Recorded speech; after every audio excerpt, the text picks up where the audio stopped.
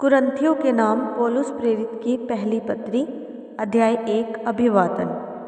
पौलुस की ओर से जो परमेश्वर की इच्छा से यीशु मसीह का प्रेरित होने के लिए बुलाया गया और भाई सोसिथनेस की ओर से परमेश्वर की उस कलीसिया के नाम जो कुरिन्थियुस में है, अर्थात उनके नाम जो मसीह यीशु में पवित्र किए गए और पवित्र होने के लिए बुलाए गए हैं, उन सब के नाम भी जो हर जगह हमारे और अपने प्रभु यीशु मसीह के नाम से प्रार्थना करते हैं। हमारे परमेश्वर और प्रभु यीशु मसीह की ओर से तुम्हें अनुग्रह और शांति मिलती रहे। मसीह में आशीषें। मैं तुम्हारे विषय में अपने परमेश्वर का धन्यवाद सदा करता हूँ, इसलिए कि परमेश्वर का यह अनुग्रह तुम पर मसीह यीशु में हुआ कि उसमें होकर तुम हर बात में अर्थात सारे वचन और सारे ज्ञान में धनी किए गए कि मसीह की गवाही तुम में पक्की निकले, यहाँ तक कि किसी वरदान में तुम्हें घटी नहीं, और तुम हमारे प्रभु यीशु मसीह के प्रकट होने की बाट जोहते रहते हो। वह तुम्हें अंत तक दृढ़ भी करेगा कि तुम हमारे प्रभु यीशु मसीह के दिन में निर्दोष ठहरो। परमेश्वर सच्चा है, जिसने तुमको अपने पुत्र हमारे प्रभु यीशु मसीह की संगति में बुलाया है। में फूट। हे भाइयों, मैं तुमसे हमारे प्रभु यीशु मसीह के नाम से विनती करता हूँ कि तुम सब एक ही बात कहो और तुम में फूट ना हो, परंतु एक ही मन और एक ही मत होकर मिले रहो। क्योंकि हे भाइयों, खलोए के घराने के लोगों ने मुझे तुम्हारे विषय में बताया है कि तुम में झगड़े हो रहे हैं। मेरे कहने का अर्थ ये है कि तुम में से कोई तो अपने आप को पौलुस का, कोई अपौलुस का, कोई कैफा का, तो कोई मसीह का कहता है। क्या मसीह बट गया? क्या पौलुस तुम्हारे लिए क्रूस पर चढ़ाया गया, या तुम्हारे पौलुस के नाम पर बपतिस्मा मिला? मैं परमेश्वर का धन्यवाद करता हूँ कि क्रिस्पुस और गयुस को छोड़ मैंने तुम में से किसी को भी बपतिस्मा नहीं दिया। कहीं ऐसा ना हो कि कोई कहे कि तुम्हें मेरे नाम पर बपतिस्मा मिला, और हाँ, मैंने सितफनास के घराने को भी बपतिस्मा दिया। इनको छोड़ मैं नहीं जानता कि मैंने और किसी को बपतिस्मा दिया, क्योंकि मसीह ने मुझे बपतिस्मा देने को नहीं वरन सुसमाचार प्रचार सुनाने को भेजा है, और यह भी शब्दों के ज्ञान के अनुसार नहीं, ऐसा ना हो कि मसीह का क्रूस व्यर्थ ठहरे। मसीह परमेश्वर का ज्ञान और सामर्थ है, क्योंकि क्रूस की कथा नाश होने वालों के लिए मूर्खता है, परंतु हम उद्धार पाने वालों के लिए परमेश्वर की सामर्थ है। क्योंकि लिखा है, मैं ज्ञान वालों के ज्ञान को नष्ट करूँगा और समझदारों की समझ को तुच्छ कर दूँगा। कहाँ रहा ज्ञानवान, कहाँ रहा शास्त्री, कहाँ रहा इस संसार का विवादी? क्या परमेश्वर ने संसार के ज्ञान को मूर्खता नहीं ठहराया? क्योंकि जब परमेश्वर के ज्ञान के अनुसार संसार ने ज्ञान से परमेश्वर को ना जाना, तो परमेश्वर को यह अच्छा लगा कि इस प्रचार की मूर्खता के द्वारा विश्वास करने वालों को उद्धार दे। तो चिन्ह चाहते हैं और यूनानी ज्ञान की खोज में रहते हैं, परंतु हम तो उस क्रूस पर चढ़ाए हुए मसीह का प्रचार करते हैं, जो यहूदियों के लिए ठोकर का कारण और अन्य जातियों के लिए मूर्खता है। परंतु जो भुलाए हुए हैं, क्या यहूदी क्या यूनानी, उनके निकट मसीह परमेश्वर की सामर्थ और परमेश्वर का ज्ञान है। क्योंकि परमेश्वर की मूर्खता मनुष्य के ज्ञान से ज्ञानवान है, और परमेश्वर की निर्बलता मनुष्य के बल से बहुत बलवान है। हे भाइयों, अपने बुलाए जाने को तो सोचो कि ना शरीर के अनुसार बहुत ज्ञानवान और ना बहुत सामर्थी और ना बहुत कुलीन बुलाए गए, परंतु परमेश्वर ने मूर्खों को चुन लिया है कि ज्ञानवानों को लज्जित करे, और परमेश्वर ने जगत के निर्बलों को चुन लिया है कि बलवानों को लज्जित करे, और परमेश्वर ने जगत के नीचों और तुच्छों को, वरन जो है भी नहीं, उनको भी चुन लिया है कि उन्हें जो है व्यर्थ ठहराए, ताकि कोई प्राणी परमेश्वर के सामने घमंड ना करने पाए, परंतु उसी की ओर से तो मसीह यीशु में हो, जो परमेश्वर की ओर से हमारे लिए ज्ञान ठहरा, अर्थात धर्म और पवित्रता और छुटकारा, ताकि जैसा लिखा है वैसा ही हो, जो घमंड करे वह प्रभु में घमंड करे। अध्याय 2 क्रूसित मसीह के विषय संदेश। हे भाइयों, जब मैं परमेश्वर का भेद सुनाता हुआ तुम्हारे पास आया तो शब्दों का ज्ञान की उत्तमता के साथ नहीं आया, क्योंकि मैंने वरन क्रूस पर चढ़ाए हुए मसीह को छोड़ और किसी बात को ना जानूं। मैं निर्बलता और भय के साथ और बहुत थरथराता हुआ तुम्हारे साथ रहा, और मेरे वचन और मेरे प्रचार में ज्ञान की लुभाने वाली बातें नहीं, परंतु आत्मा और सामर्थ का प्रमाण था, इसलिए कि तुम्हारा विश्वास मनुष्य के ज्ञान पर नहीं परंतु परमेश्वर के सामर्थ पर निर्भर हो। ज्ञान। फिर भी सिद्ध लोगों में हम ज्ञान सुनाते हैं, परंतु इस संसार का और इस संसार के नाश होने वाले हाकिमों का ज्ञान नहीं, परंतु हम परमेश्वर का वह गुप्त ज्ञान भेद की रीति पर बताते हैं, जिसे परमेश्वर ने सनातन से हमारी महिमा के लिए ठहराया, जिसे इस संसार के हाकिमों में से किसी ने नहीं जाना, क्योंकि यदि वे जानते तो तेजों में प्रभु को क्रूस पर ना चढ़ाते।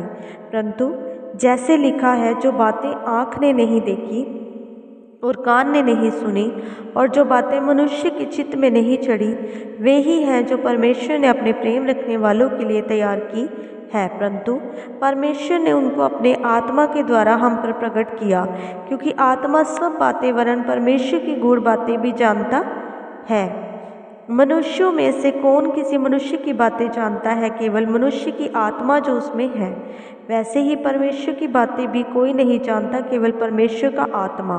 परंतु हमने संसार की आत्मा नहीं, परंतु वह आत्मा पाया है जो परमेश्वर की ओर से है, और हम उन बातों को जो जाने जो परमेश्वर ने हमें दी है, जिनको हम मनुष्य के ज्ञान की सिखाई हुई बातों में नहीं, परंतु आत्मा की सिखाई हुई बातों से आत्मिक बातों से मिला मिलाकर सुनाते हैं। परंतु शारीरिक मनुष्य परमेश्वर की आत्मा की बातें ग्रहण नहीं करता, क्योंकि वह उसकी दृष्टि में मूर्खता की बातें हैं, और ना वह उन्हें जान सकता है, क्योंकि उनकी जांच आत्मिक रीति से होती है। आत्मिक जन सब कुछ जांचता है, परंतु वह आप किसी से जांचा नहीं जाता, क्योंकि प्रभु का मन किसने जाना है कि उसे सिखाए प्रभु, परंतु हम में मसीह का मन है। अध्याय 3। कलीसिया में गुटबंदी की भर्त्सना। हे भाइयों, मैं तुमसे इस रीति से बातें ना कर सका जैसे आत्मिक लोगों से, परंतु जैसे शारीरिक लोगों से, और उनसे जो मसीह में बालक हैं। मैंने तुम्हें दूध पिलाया, अन्न ना खिलाया, क्योंकि तुम उसको नहीं खा सकते थे, वरन अब तक भी नहीं खा सकते हो, क्योंकि अब तक शारीरिक हो।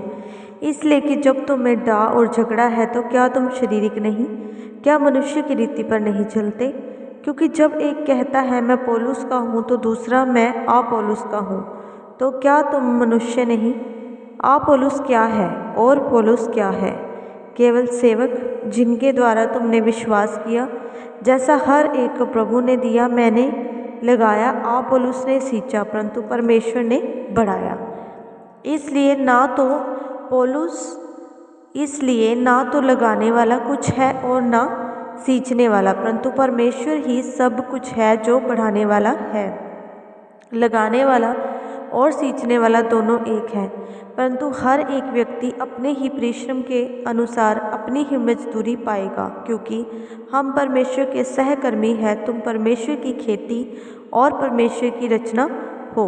परमेश्वर के उस अनुग्रह के अनुसार जो मुझे दिया गया, मैंने बुद्धिमान राजमिस्त्री के समान नींव डाली, और दूसरा उस पर रद्दा रखता है, परंतु हर एक मनुष्य चौकस रहे कि वह उस पर कैसा रद्दा रखता है, क्योंकि उस नींव को छोड़ जो पड़ी है, और वह यीशु मसीह है, कोई दूसरी नींव नहीं डाल सकता। यदि कोई इस नींव पर सोना या चांदी या बहुमूल्य पत्थर या काठ या घास या फूस का रद्दा रखे, तो हर एक का काम प्रकट हो जाएगा, क्योंकि वह दिन उसे बताएगा, इसलिए कि आग के साथ प्रकट होगा, और वह आग हर एक का काम परखेगी कि कैसा है। जिसका काम उस पर बना हुआ स्थिर रहेगा, वह मजदूरी पाएगा। यदि किसी का काम जल जाएगा तो वह हानि उठाएगा, पर वह आप बच जाएगा, परंतु जलते जलते। क्या तुम नहीं जानते कि तुम परमेश्वर का मंदिर हो और परमेश्वर का आत्मा तुम में वास करता है? यदि कोई परमेश्वर के मंदिर को नष्ट करेगा, तो परमेश्वर उसे नष्ट करेगा, क्योंकि परमेश्वर का मंदिर पवित्र है और वह तुम हो। कोई अपने आप को धोखा ना दे। यदि तुम में से कोई इस संसार में अपने आप को ज्ञानी समझे तो मूर्ख बने कि ज्ञानी हो जाए, क्योंकि इस संसार का ज्ञान परमेश्वर के निकट मूर्खता है। जैसा लिखा है, वह ज्ञानियों को उनकी चतुराई में फंसा देता है। और फिर प्रभु ज्ञानियों के विचारों को जानता है कि वह व्यर्थ है। इसलिए मनुष्य पर कोई घमंड ना करे, क्योंकि सब कुछ तुम्हारा है। क्या पौलुस, क्या अपोल्लोस, क्या कैफा, क्या जगत, क्या जीवन, क्या मरण, क्या वर्तमान, क्या भविष्य, सब कुछ तुम्हारा है और तुम मसीह के हो और मसीह परमेश्वर का है। अध्याय 4, मसीह के प्रेरित। मनुष्य हमें मसीह के सेवक और परमेश्वर के भेदों के भंडारी समझे। फिर यहाँ भंडारी में यह बात देखी जाती है कि वह विश्वास योग्य हो, परंतु मेरी दृष्टि में यह बहुत छोटी बात है कि तुम या मनुष्य का कोई न्याय मुझे परखे।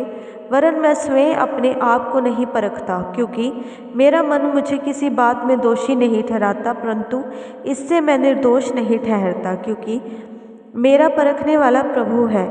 इसलिए जब तक प्रभु ना आए, समय से पहले किसी बात का न्याय ना करो।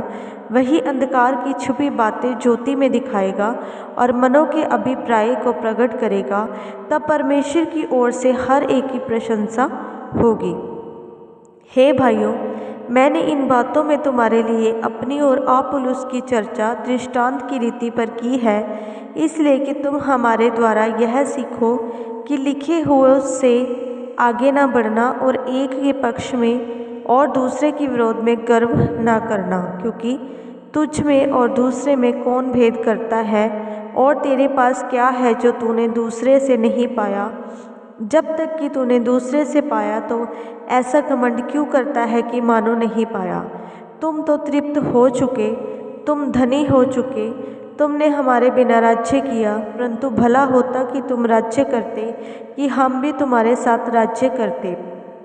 मेरी समझ में परमेश्वर ने हम प्रेरितों को सब के बाद उन लोगों के समान ठहराया है जिनकी मृत्यु की आज्ञा हो चुकी हो, क्योंकि हम जगत और स्वर्गदूतों और मनुष्यों के लिए एक तमाशा ठहरे हैं। हम मसीह के लिए मूर्ख हैं, परंतु तुम मसीह में बुद्धिमान हो। हम निर्बल हैं, परंतु तुम बलवान हो। तुम आदर पाते हो, परंतु हम निरादर होते हैं। हम इस घड़ी तक भूखे प्यासे और नंगे हैं और घूसे खाते हैं और मारे मारे फिरते हैं।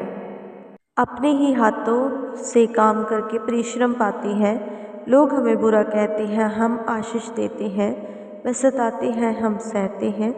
वे बदनाम करते हैं, हम विनती करते हैं। हम आज तक जगत का कूड़ा और सब वस्तुओं की खुरचन के समान ठहरे हैं। चेतावनी, मैं तुम्हें लज्जित करने के लिए ये बातें नहीं लिखता, परंतु अपने प्रिय बालक जानकर तुम्हें चिताता हूँ, क्योंकि यदि मसीह में तुम्हारे सिखाने वाले 10,000 भी होते तो भी तुम्हारे पिता बहुत से नहीं, इसलिए कि मसीह यीशु में सुसमाचार के द्वारा मैं तुम्हारा पिता हुआ। इसलिए मैं तुमसे विनती करता हूँ कि मेरी सी चाल चलो। इसलिए मैंने तीमुथियुस को, जो प्रभु में मेरा प्रिय और विश्वास योग्य पुत्र है, तुम्हारे पास भेजा है। वह तुम्हें मसीह में मेरा चरित्र स्मरण कराएगा, जैसे कि मैं हर जगह हर कलीसिया में उपदेश करता हूँ।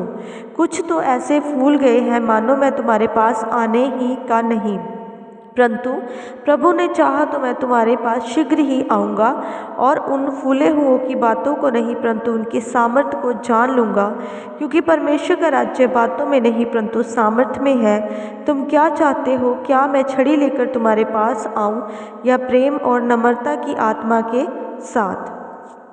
5, कलीसिया में अनैतिकता। यहाँ तक सुनने में आता है कि तुम में वे विचार होता है, वरन ऐसा वे विचार जो अन्य जातियों में भी नहीं होता, कि एक मनुष्य अपने पिता की पत्नी को रखता है। और तुम शोक तो नहीं करते, जिससे ऐसा काम करने वाला तुम्हारे बीच में से निकाला जाता, परंतु घमंड करते हो।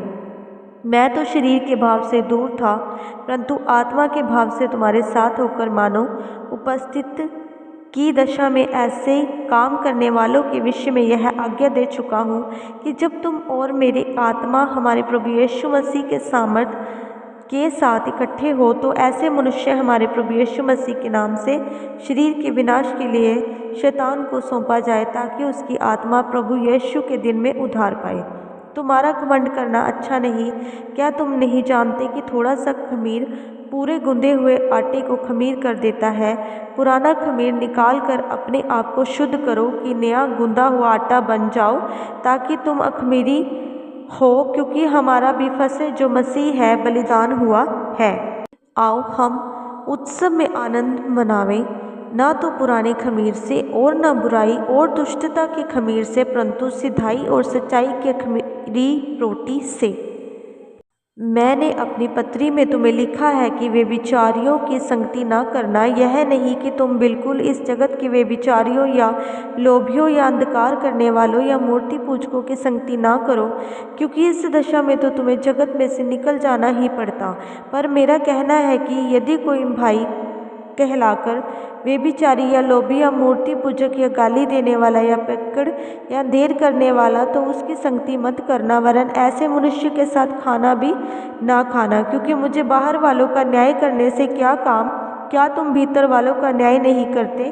परंतु बाहर वालों का न्याय परमेश्वर करता है, इसलिए उस कुकर्मी को अपने बीच में से निकाल दो। मसीहों में मुकदमेबाजी। क्या तुम में से किसी को यह हियाव है कि जब दूसरों के साथ झगड़ा हो तो फैसले के लिए अधर्मियों के पास जाए और पवित्र लोगों के पास ना जाए? क्या तुम नहीं जानते कि पवित्र लोग जगत का न्याय करेंगे? इसलिए जब तुम्हें जगत का न्याय करना है तो क्या तुम छोटे से छोटे झगड़े का भी निर्णय करने के योग्य नहीं? क्या तुम नहीं जानते कि हम स्वर्गदूतों का न्याय करेंगे? तो क्या संसारिक बातों का निर्णय ना करें? यदि तुम्हें संसारिक बातों का निर्णय करना हो तो क्या उन्हीं को बैठाओगे जो कलीसिया में कुछ नहीं समझे जाते? क्या तुम्हें लज्जित करने के लिए यह कहता हूँ? क्या सचमुच तुम में से एक ही बुद्धिमान नहीं मिलता जो अपने भाइयों का निर्णय कर सके? तुम में भाई भाई में मुकदमा होता है और वह भी अविश्वासियों के सामने। सचमुच तुम में बड़ा दोष तो ये है कि आपस में मुकदमा करते हो। अन्याय क्यों नहीं सहते? अपनी हानि क्यों नहीं सहते? परंतु तुम तो स्वयं अन्याय करते हो और हानि पहुंचाते हो, और वह भी भाइयों को। क्या तुम नहीं जानते कि अन्यायी लोग परमेश्वर के राज्य के वारिस ना होंगे?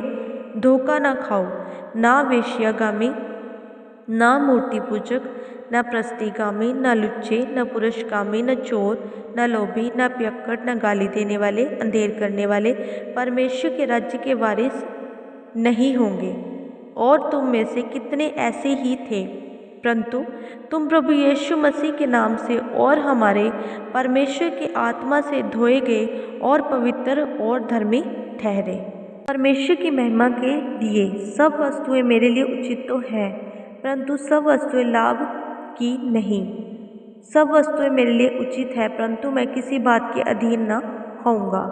भोजन पेट के लिए और पेट भोजन के लिए है, परंतु परमेश्वर इसको और उसको दोनों को नष्ट करेगा। परंतु देह व्यभिचार के लिए नहीं, वरन प्रभु के लिए है, और प्रभु देह के लिए है। परमेश्वर ने अपनी सामर्थ्य से प्रभु को जिलाया और हमें भी जिलाएगा। जानते कि तुम्हारी देह मसीह का अंग है, तो क्या मैं मसीह के अंग लेकर उन्हें वेश्या के अंग बनाऊं? कदापि नहीं। क्या तुम नहीं जानते कि जो कोई वेश्या से संगति करता है वह उसके साथ एक तन हो जाता है? क्योंकि लिखा है, वह दोनों एक तन होंगे। और जो प्रभु की संगति में रहता है वह उसके साथ एक आत्मा हो जाता है। वे विचार से बचे रहो। जितने अन्य पाप मनुष्य करता है वह देह के बाहर है, परंतु वे विचार करने वाला अपनी ही देह के विरुद्ध पाप करता है। क्या तुम नहीं जानते कि तुम्हारी देह पवित्र आत्मा का मंदिर है, जो तुम में बसा हुआ है और तुम्हारे परमेश्वर की ओर से मिला है, और तुम अपने नहीं हो, क्योंकि दाम देकर मोल लिए गए हो? इसलिए अपनी देह के द्वारा परमेश्वर की महिमा करो। विवाह से संबंधित प्रश्न। उन बातों के विषय में जो तुमने लिखी, यह अच्छा है कि पुरुष स्त्री को न छुए, परंतु व्यभिचार के डर से हर एक पुरुष की पत्नी और हर एक स्त्री का पति हो। पति अपनी पत्नी का हक पूरा करे, और वैसे ही पत्नी भी अपने पति का। पत्नी को अपनी देह पर अधिकार नहीं, पर उसके पति का अधिकार है। वैसे ही पति को भी अपनी देह पर अधिकार नहीं, परंतु पत्नी का है। तुम एक दूसरे से अलग ना रहो, परंतु केवल कुछ समय तक आपस की सहमति से की प्रार्थना के लिए अवकाश मिले और फिर एक साथ रहो। ऐसा ना हो कि तुम्हारे असंयम के कारण शैतान तुम्हें परखे, परंतु जो यह कहता है वह अनुमति है, ना कि आज्ञा। मैं यह चाहता हूँ कि जैसे मैं हूँ वैसे ही सब मनुष्य हो, परंतु हर एक को परमेश्वर की ओर से विशेष विशेष वरदान मिले हैं, किसी को किसी प्रकार का और किसी को और प्रकार का। परंतु मैं अविवाहितों और विधवाओं के विषय में कहता हूँ कि उनके लिए ऐसा ही रहना अच्छा है जैसे मैं हूँ, परंतु यदि वह संयम ना कर सके तो विवाह करे, क्योंकि विवाह करना कामातुर रहने से भला है। जिनका विवाह हो गया है उनको मैं नहीं, वरन प्रभु आज्ञा देता है कि पत्नी अपने पति से अलग ना हो, और ना यदि अलग भी हो जाए तो बिन दूसरा विवाह किए रहे, या अपने पति से फिर मिलकर रहे, और ना पति अपनी पत्नी को छोड़े। दूसरों से प्रभु नहीं, परंतु मैं ही कहता हूँ, यदि किसी भाई की पत्नी विश्वास न रखती हो और उसके साथ रहने से प्रसन्न हो तो वह उसे ना छोड़े। जिस स्त्री का पति विश्वास न रखता हो और उसके साथ रहने से प्रसन्न हो वह पति को ना छोड़े, क्योंकि ऐसा पति जो विश्वास न रखता हो वह पत्नी के कारण पवित्र ठहरता है, और ऐसी पत्नी जो विश्वास नहीं रखती वह पति के कारण पवित्र ठहरती है। नहीं तो तुम्हारे बाल बच्चे अशुद्ध होते, परंतु अब तो पवित्र हैं। परंतु जो पुरुष विश्वास नहीं रखता, यदि वह अलग हो तो अलग होने दो। ऐसी दशा में कोई भाई या बहन बंधन में नहीं। परमेश्वर ने हमें मेल मिलाप के लिए बुलाया है, क्योंकि हे स्त्री, क्या तू जानती है कि तू अपने पति का उद्धार करा लेगी, और हे पुरुष, तू जानता है कि अपनी पत्नी का उद्धार करा लेगा। परमेश्वर की बुलाहट के अनुसार चलो, जैसा प्रभु ने हर एक को बांटा है और जैसा परमेश्वर ने हर एक को बुलाया है वैसे ही वह चले। मैं सब कलीसियाओं में ऐसा ही ठहराता हूँ। जो खतना किया हुआ बुलाया गया वह खतना रहित ना बने, जो खतना रहित बुलाया गया है वह खतना ना कराए। न खतना कुछ है न खतना रहित, परंतु परमेश्वर की आज्ञाओं को मानना ही सब कुछ है। हर एक जन जिस दशा में बुलाया गया है उसी में रहे। यदि तू दास की दशा में बुलाया गया हो तो चिंता न कर, परंतु यदि तू स्वतंत्र हो सके तो ऐसा ही काम कर, क्योंकि जो दास की दशा में प्रभु में बुलाया गया है वह प्रभु का स्वतंत्र किया हुआ है। वैसे ही जो स्वतंत्रता की दशा में बुलाया गया है वह मसीह का दास है। तुम दाम देकर मोल लिए गए हो, मनुष्यों के दास ना बनो। हे भाइयों, जो कोई जिस दशा में बुलाया गया हो वह उसी में परमेश्वर के साथ रहे। अविवाहित और विधवाएं कुंवारियों के विषय में प्रभु की कोई आज्ञा मुझे नहीं मिली, परंतु विश्वास योग्य होने के लिए जैसी दया प्रभु ने मुझ पर की है उसी के अनुसार सम्मति देता हूँ। मेरी समझ में यह अच्छा है कि आजकल क्लेश के कारण मनुष्य जैसा है वैसा ही रहे। यदि तेरे पत्नी है तो उससे अलग होने का यत्न ना कर, और यदि तेरे पत्नी नहीं तो पत्नी की खोज ना कर, परंतु यदि तू विवाह भी करे तो पाप नहीं, परंतु और यदि कुंवारी ब्याही जाए तो कोई पाप नहीं, परंतु ऐसों को शारीरिक दुख होगा और मैं बचाना चाहता हूँ। हे भाइयों, मैं यह कहता हूँ कि समय कम किया गया है, इसलिए चाहिए कि जिनके पत्नी हो वह ऐसे हो मानो उनके पत्नी नहीं, और रोने वाले ऐसे हो मानो रोते नहीं, और आनंद करने वाले ऐसे हो मानो आनंद नहीं करते, मोल लेने वाले ऐसे हो मानो उनके पास कुछ नहीं है, और इस संसार के साथ व्यवहार करने वाले ऐसे हो कि संसार ही के ना हो ले, क्योंकि इस संसार की रीति और व्यवहार बदलते जाते हैं। चाहता हूँ कि तुम्हें चिंता ना हो।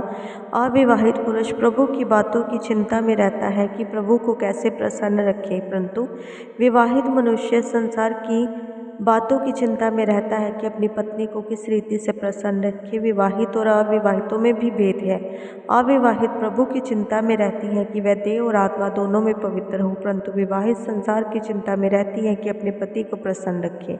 मैं ये बातें तुम्हारे ही लाभ के लिए कहता हूँ, ना कि तुम्हें फंसाने के लिए, वरन इसलिए कि जैसा शोभा देता है वैसे ही किया जाए, कि तुम एकजुट होकर प्रभु की सेवा में लगे रहो।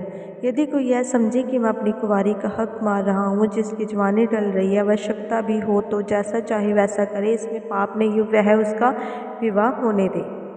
जो मन में दृढ़ रहता है और उसकी आवश्यकता ना हो, वरन अपनी इच्छा पर अधिकार रखता हो, और अपने मन में यह ठान ली हो कि वह अपनी कुंवारी लड़की को अविवाहित रखेगा, वह अच्छा करता है। इसलिए जो अपनी कुंवारी का विवाह कर देता है वह अच्छा करता है, जो विवाह नहीं करता वह और भी अच्छा करता है। जब तक किसी स्त्री का पति जीवित रहता है तब तक वह उससे बंधी हुई है, परंतु यदि उसका पति मर जाए तो जिससे चाहे वह विवाह कर सकती है, परंतु केवल प्रभु में। परंतु जैसी है वैसी ही रहे तो मेरे विचार में और भी धन्य है, और मैं समझता हूँ कि परमेश्वर का आत्मा मुझ में भी है। अध्याय 8। मूर्तियों को चढ़ाया गया भोजन। अब मूर्तियों के सामने बलि की हुई वस्तुओं के विषय में हम जानते हैं कि हम सब को ज्ञान है। ज्ञान घमंड उत्पन्न करता है, परंतु प्रेम से उन्नति होती है। यदि कोई समझे कि मैं कुछ जानता हूँ तो जैसा जानना चाहिए वैसा अब तक नहीं जानता, परंतु यदि कोई परमेश्वर से प्रेम रखता है तो परमेश्वर उसे पहचानता है। मूर्तियों के सामने बलि की हुई वस्तुओं के खाने के विषय में हम जानते हैं कि मूर्ति जगत में कोई वस्तु नहीं और एक को छोड़ और कोई परमेश्वर नहीं। यद्यपि आकाश में और पृथ्वी पर बहुत से ईश्वर कहलाते हैं, जैसे कि बहुत से ईश्वर और बहुत से प्रभु हैं, तो भी हमारे लिए तो एक ही परमेश्वर है, अर्थात पिता, जिसकी ओर से सब वस्तुएं हैं और हम उसी के लिए हैं। और एक ही प्रभु है, अर्थात यीशु मसीह, जिसके द्वारा सब वस्तुएं हुई और हम भी उसी के द्वारा हैं। पर सबको यह ज्ञान नहीं, परंतु कुछ तो अब तक मूर्ति को कुछ समझने के कारण मूर्तियों के सामने बलि की हुई वस्तु को कुछ समझकर खाते हैं और उनका विवेक निर्बल होने के कारण अशुद्ध हो जाता है। भोजन हमें परमेश्वर के निकट नहीं पहुंचाता। यदि हम ना खाए तो हमारी कुछ हानि नहीं, और यदि खाए तो कुछ लाभ नहीं। परंतु सावधान, ऐसा ना हो कि तुम्हारी यह स्वतंत्रता कहीं निर्बलों के लिए ठोकर का कारण हो जाए। भोजन हमें परमेश्वर के निकट नहीं पहुंचाता। यदि हम ना खाएं तो हमारी कुछ हानि नहीं, और यदि खाएं तो कुछ लाभ नहीं। परंतु सावधान, ऐसा ना हो कि तुम्हारी यह स्वतंत्रता कहीं निर्बलों के लिए ठोकर का कारण हो जाए। क्योंकि यदि कोई तुच्छ ज्ञानी को मूर्ति के मंदिर के भोजन करते देखे तो वह निर्बल जन, तो क्या उसके विवेक को मूर्ति के सामने बलि की हुई वस्तुएं खाने का साहस ना हो जाएगा। इस रीति से तेरे ज्ञान के कारण वह निर्बल भाई जिसके लिए मसीह मरा नष्ट हो जाएगा। इस प्रकार भाइयों के विरुद्ध अपराध करने से और उनके निर्बल विवेक को चोट पहुँचाने से तुम मसीह के विरुद्ध अपराध करते हो। इस कारण यदि भोजन मेरे भाई को ठोकर खिलाए तो मैं कभी किसी रीति से मांस ना खाऊंगा, और ना हो कि मैं अपने भाई के लिए ठोकर का कारण बनूं। ग्रंथियों अध्याय 9। प्रेरित के अधिकार और कर्तव्य। क्या मैं स्वतंत्र नहीं? क्या मैं प्रेरित नहीं? क्या मैंने यीशु को जो हमारा प्रभु है नहीं देखा? क्या तुम प्रभु में मेरे बनाए हुए नहीं? यदि मैं दूसरों के लिए प्रेरित नहीं तो भी तुम्हारे लिए तो हूँ, क्योंकि तुम प्रभु में मेरी प्रेरिताई पर छाप हो। जो मुझे जांचते हैं उनके लिए यही मेरा उत्तम उत्तर है। क्या हमें खाने पीने का अधिकार नहीं? क्या हमें यह अधिकार नहीं कि किसी मसीह बहन के साथ विवाह करके उसके लिए फिरे, जैसे अन्य प्रेरित और प्रभु के भाई और कैफा करते हैं? या केवल मुझे और बरनबास को ही अधिकार नहीं कि कमाई करना छोड़े? कौन कभी अपने गिरह से खाकर सिपाही का काम करता है, और कौन दाग की बारी लगाकर उसका फल नहीं खाता? कौन भेड़ों की रखवाली करके उनका दूध नहीं पीता? क्या मैंने ये बातें मनुष्य ही की रीति पर बोलता हूँ? क्या व्यवस्था भी यही नहीं कहती? क्योंकि मूसा की व्यवस्था में लिखा है, दावते समय चलते हुए बैल का मुंह ना बांधना। क्या परमेश्वर बैलों ही की चिंता करता है? क्या विशेष करके हमारे लिए कहता है? हाँ, हमारे लिए ही लिखा गया है, क्योंकि उचित है कि जोतने वाला आशा से जोते और दावने वाला भागी होने की आशा से दावनी करे। जबकि हमने तुम्हारे लिए आत्मिक वस्तुएं बोई, तो क्या यह कोई बड़ी बात है कि तुम्हारी शारीरिक वस्तुओं की फसह काटे? जब दूसरों का तुम पर यह अधिकार है तो क्या हमारा इससे अधिक ना होगा? परंतु हम यह अधिकार काम में नहीं लाए, परंतु सब कुछ सहते हैं कि हमारे द्वारा मसीह के सुसमाचार में कुछ रुकावट ना हो। क्या तुम नहीं जानते कि जो मंदिर में सेवा करते हैं वह मंदिर में से खाते हैं और जो वेदी की सेवा करते हैं वे वेदी के साथ भागी होते हैं। इसी रीति से प्रभु ने भी ठहराया कि जो लोग सुसमाचार सुनाते हैं उनकी जीविका सुसमाचार से हो, परंतु मैं इनमें से कोई भी बात काम में ना लाया। और मैंने ये बातें इसलिए नहीं लिखी कि मेरे लिए ऐसा किया जाए, क्योंकि इससे तो मेरा मन मरना ही भला है कि कोई मेरे घमंड को व्यर्थ ठहराए। यदि मैं सुसमाचार सुनाऊं तो मेरे लिए कुछ घमंड की बात नहीं, क्योंकि यह तो मेरे लिए आवश्यक है। यदि मैं सुसमाचार ना सुनाऊं तो मुझ पर हाय, क्योंकि यदि अपनी इच्छा से यह करता हूँ तो मजदूरी मुझे मिलती है, और यदि अपनी इच्छा से नहीं करता तो भी भंडारीपन मुझे सौंपा गया है। तो मेरी कौन सी मजदूरी है? यह कि सुसमाचार सुनाने में मैं मसीह का सुसमाचार सेतमेत कर दूं, यहाँ तक कि सुसमाचार में जो मेरा अधिकार है उसको भी मैं पूरी रीति से काम में ना लाऊं। सबसे स्वतंत्र होने पर भी मैंने अपने आप को सबका दास बना दिया है कि अधिक लोगों को खींच लाऊं। मैं यहूदियों के लिए यहूदी बना कि यहूदियों को खींच लाऊं। जो लोग व्यवस्था के अधीन हैं उनके लिए मैं व्यवस्था के अधीन न होने पर भी व्यवस्था के अधीन बना कि उन्हें जो व्यवस्था के अधीन है खींच लाऊं। व्यवस्थाहीनों के लिए मैं जो परमेश्वर की व्यवस्था से हीन नहीं परंतु मसीह की व्यवस्था के अधीन हूँ, व्यवस्थाहीन सा बना कि व्यवस्थाहीनों को खींच लाऊं। मैं निर्बलों के लिए निर्बल सा बना कि निर्बलों को खींच लाऊं। मैं सब मनुष्य के लिए सब कुछ बना कि किसी न किसी रीति से कई एक का उद्धार कराऊं। मैं यह सब कुछ सुसमाचार के लिए करता हूँ कि औरों के साथ उसका भागी हो जाऊं। मसीही दौड़।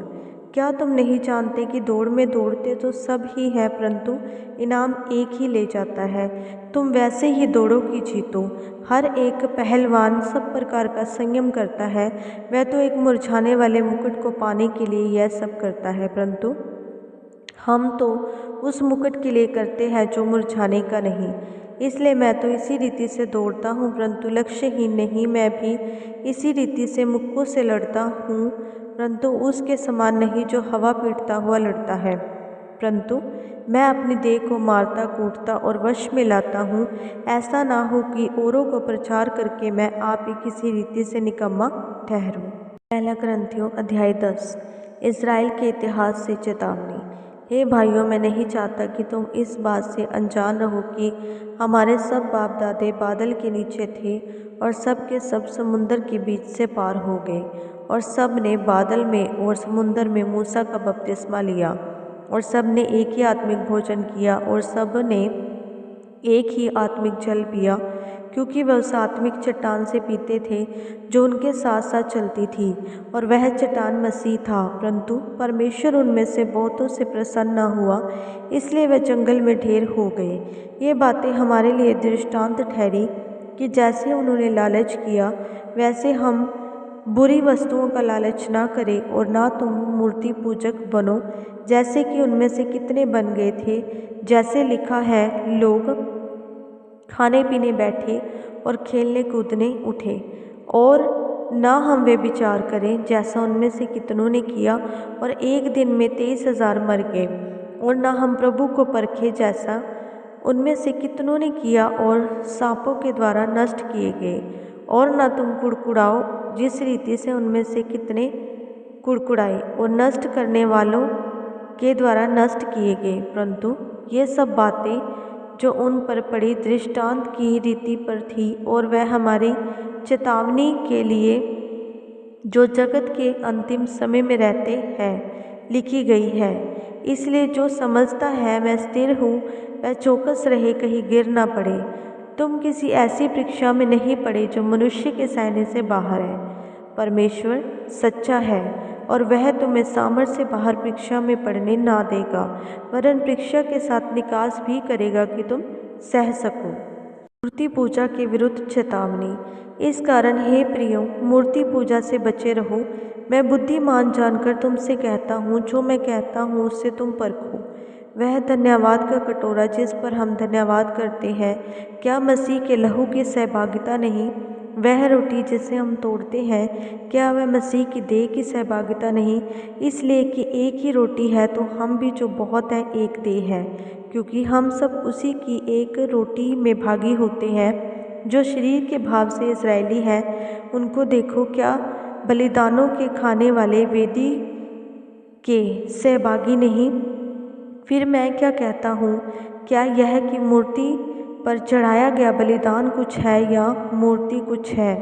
नहीं, वरन यह है कि अन्य जाति जो बलिदान करते हैं वह परमेश्वर के लिए नहीं परंतु दुष्ट आत्माओं के लिए बलिदान करते हैं। और मैं नहीं चाहता कि तुम दुष्ट आत्माओं के सहभागी हो। तुम प्रभु के कटोरे और दुष्ट आत्माओं के कटोरे दोनों में से नहीं पी सकते। तुम प्रभु की मेज और दुष्ट आत्माओं की मेज दोनों के साझी नहीं हो सकते।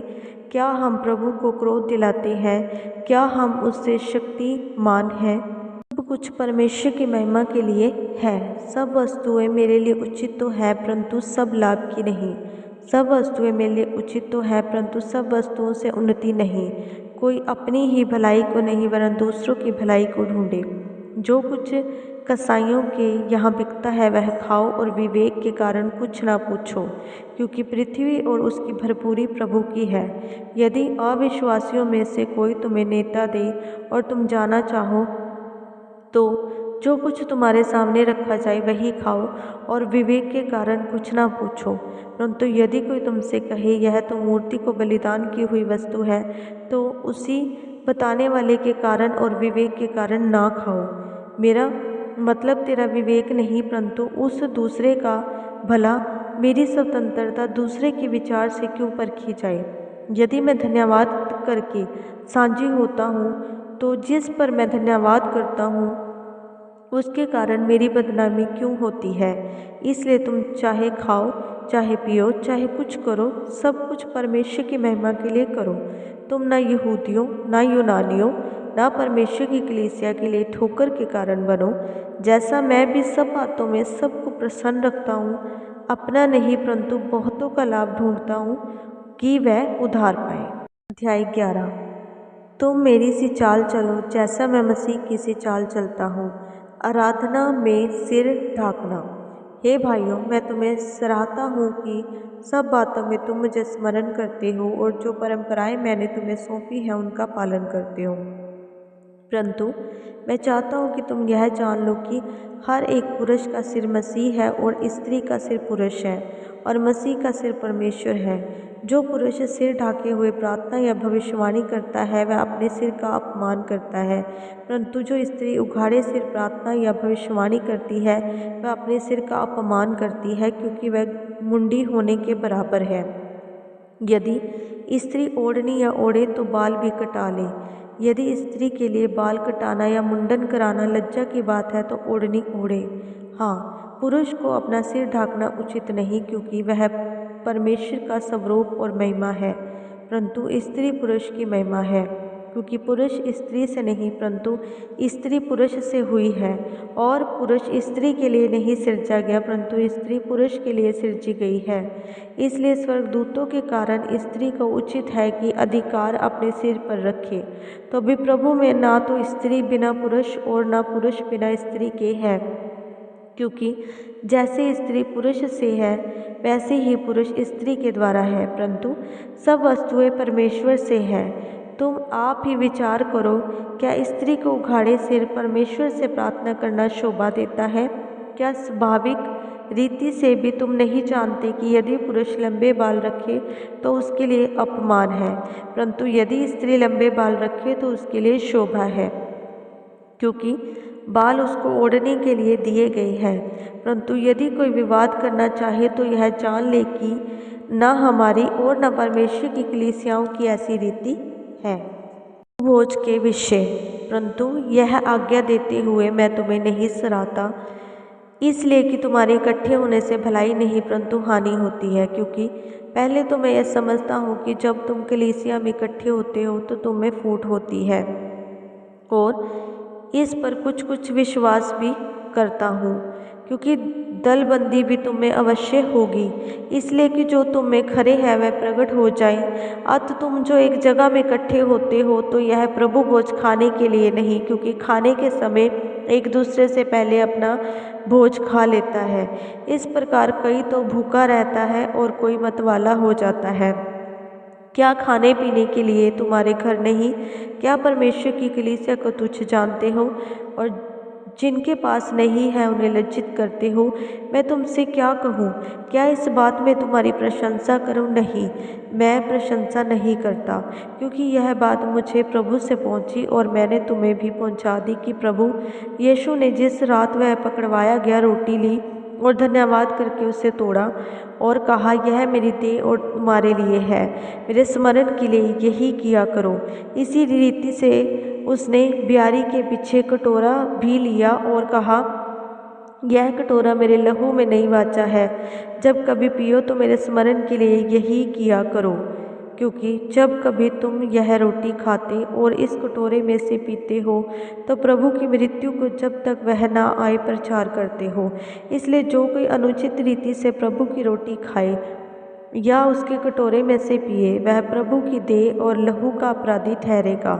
इसलिए मनुष्य अपने आप को जांच ले और इसी रीति से इस रोटी में से खाए और इस कटोरे में से पिए। क्योंकि जो खाते पीते समय प्रभु की देह को ना पहचाने वह इस खाने और पीने से अपने ऊपर दंड लाता है। इसी कारण तुम में बहुत से निर्बल और रोगी हैं और बहुत से सो भी गए। यदि हम अपने आप को जांचते तो दंड ना पाते, परंतु प्रभु हमें दंड देकर हमारी ताड़ना करता है, इसलिए कि हम संसार के साथ दोषी ना ठहरे। इसलिए हे मेरे भाइयों, जब तुम खाने के लिए इकट्ठे होते हो तो एक दूसरे के लिए ठहरा करो। यदि कोई भूखा हो तो अपने घर में खा ले, जिससे तुम्हारा इकट्ठा होना दंड का कारण ना हो। शेष बातों को मैं आकर ठीक करूँगा। अध्याय 12 आत्मिक वरदान। हे भाइयों, मैं नहीं चाहता कि तुम आत्मिक वरदानों के विषय में अनजान रहो।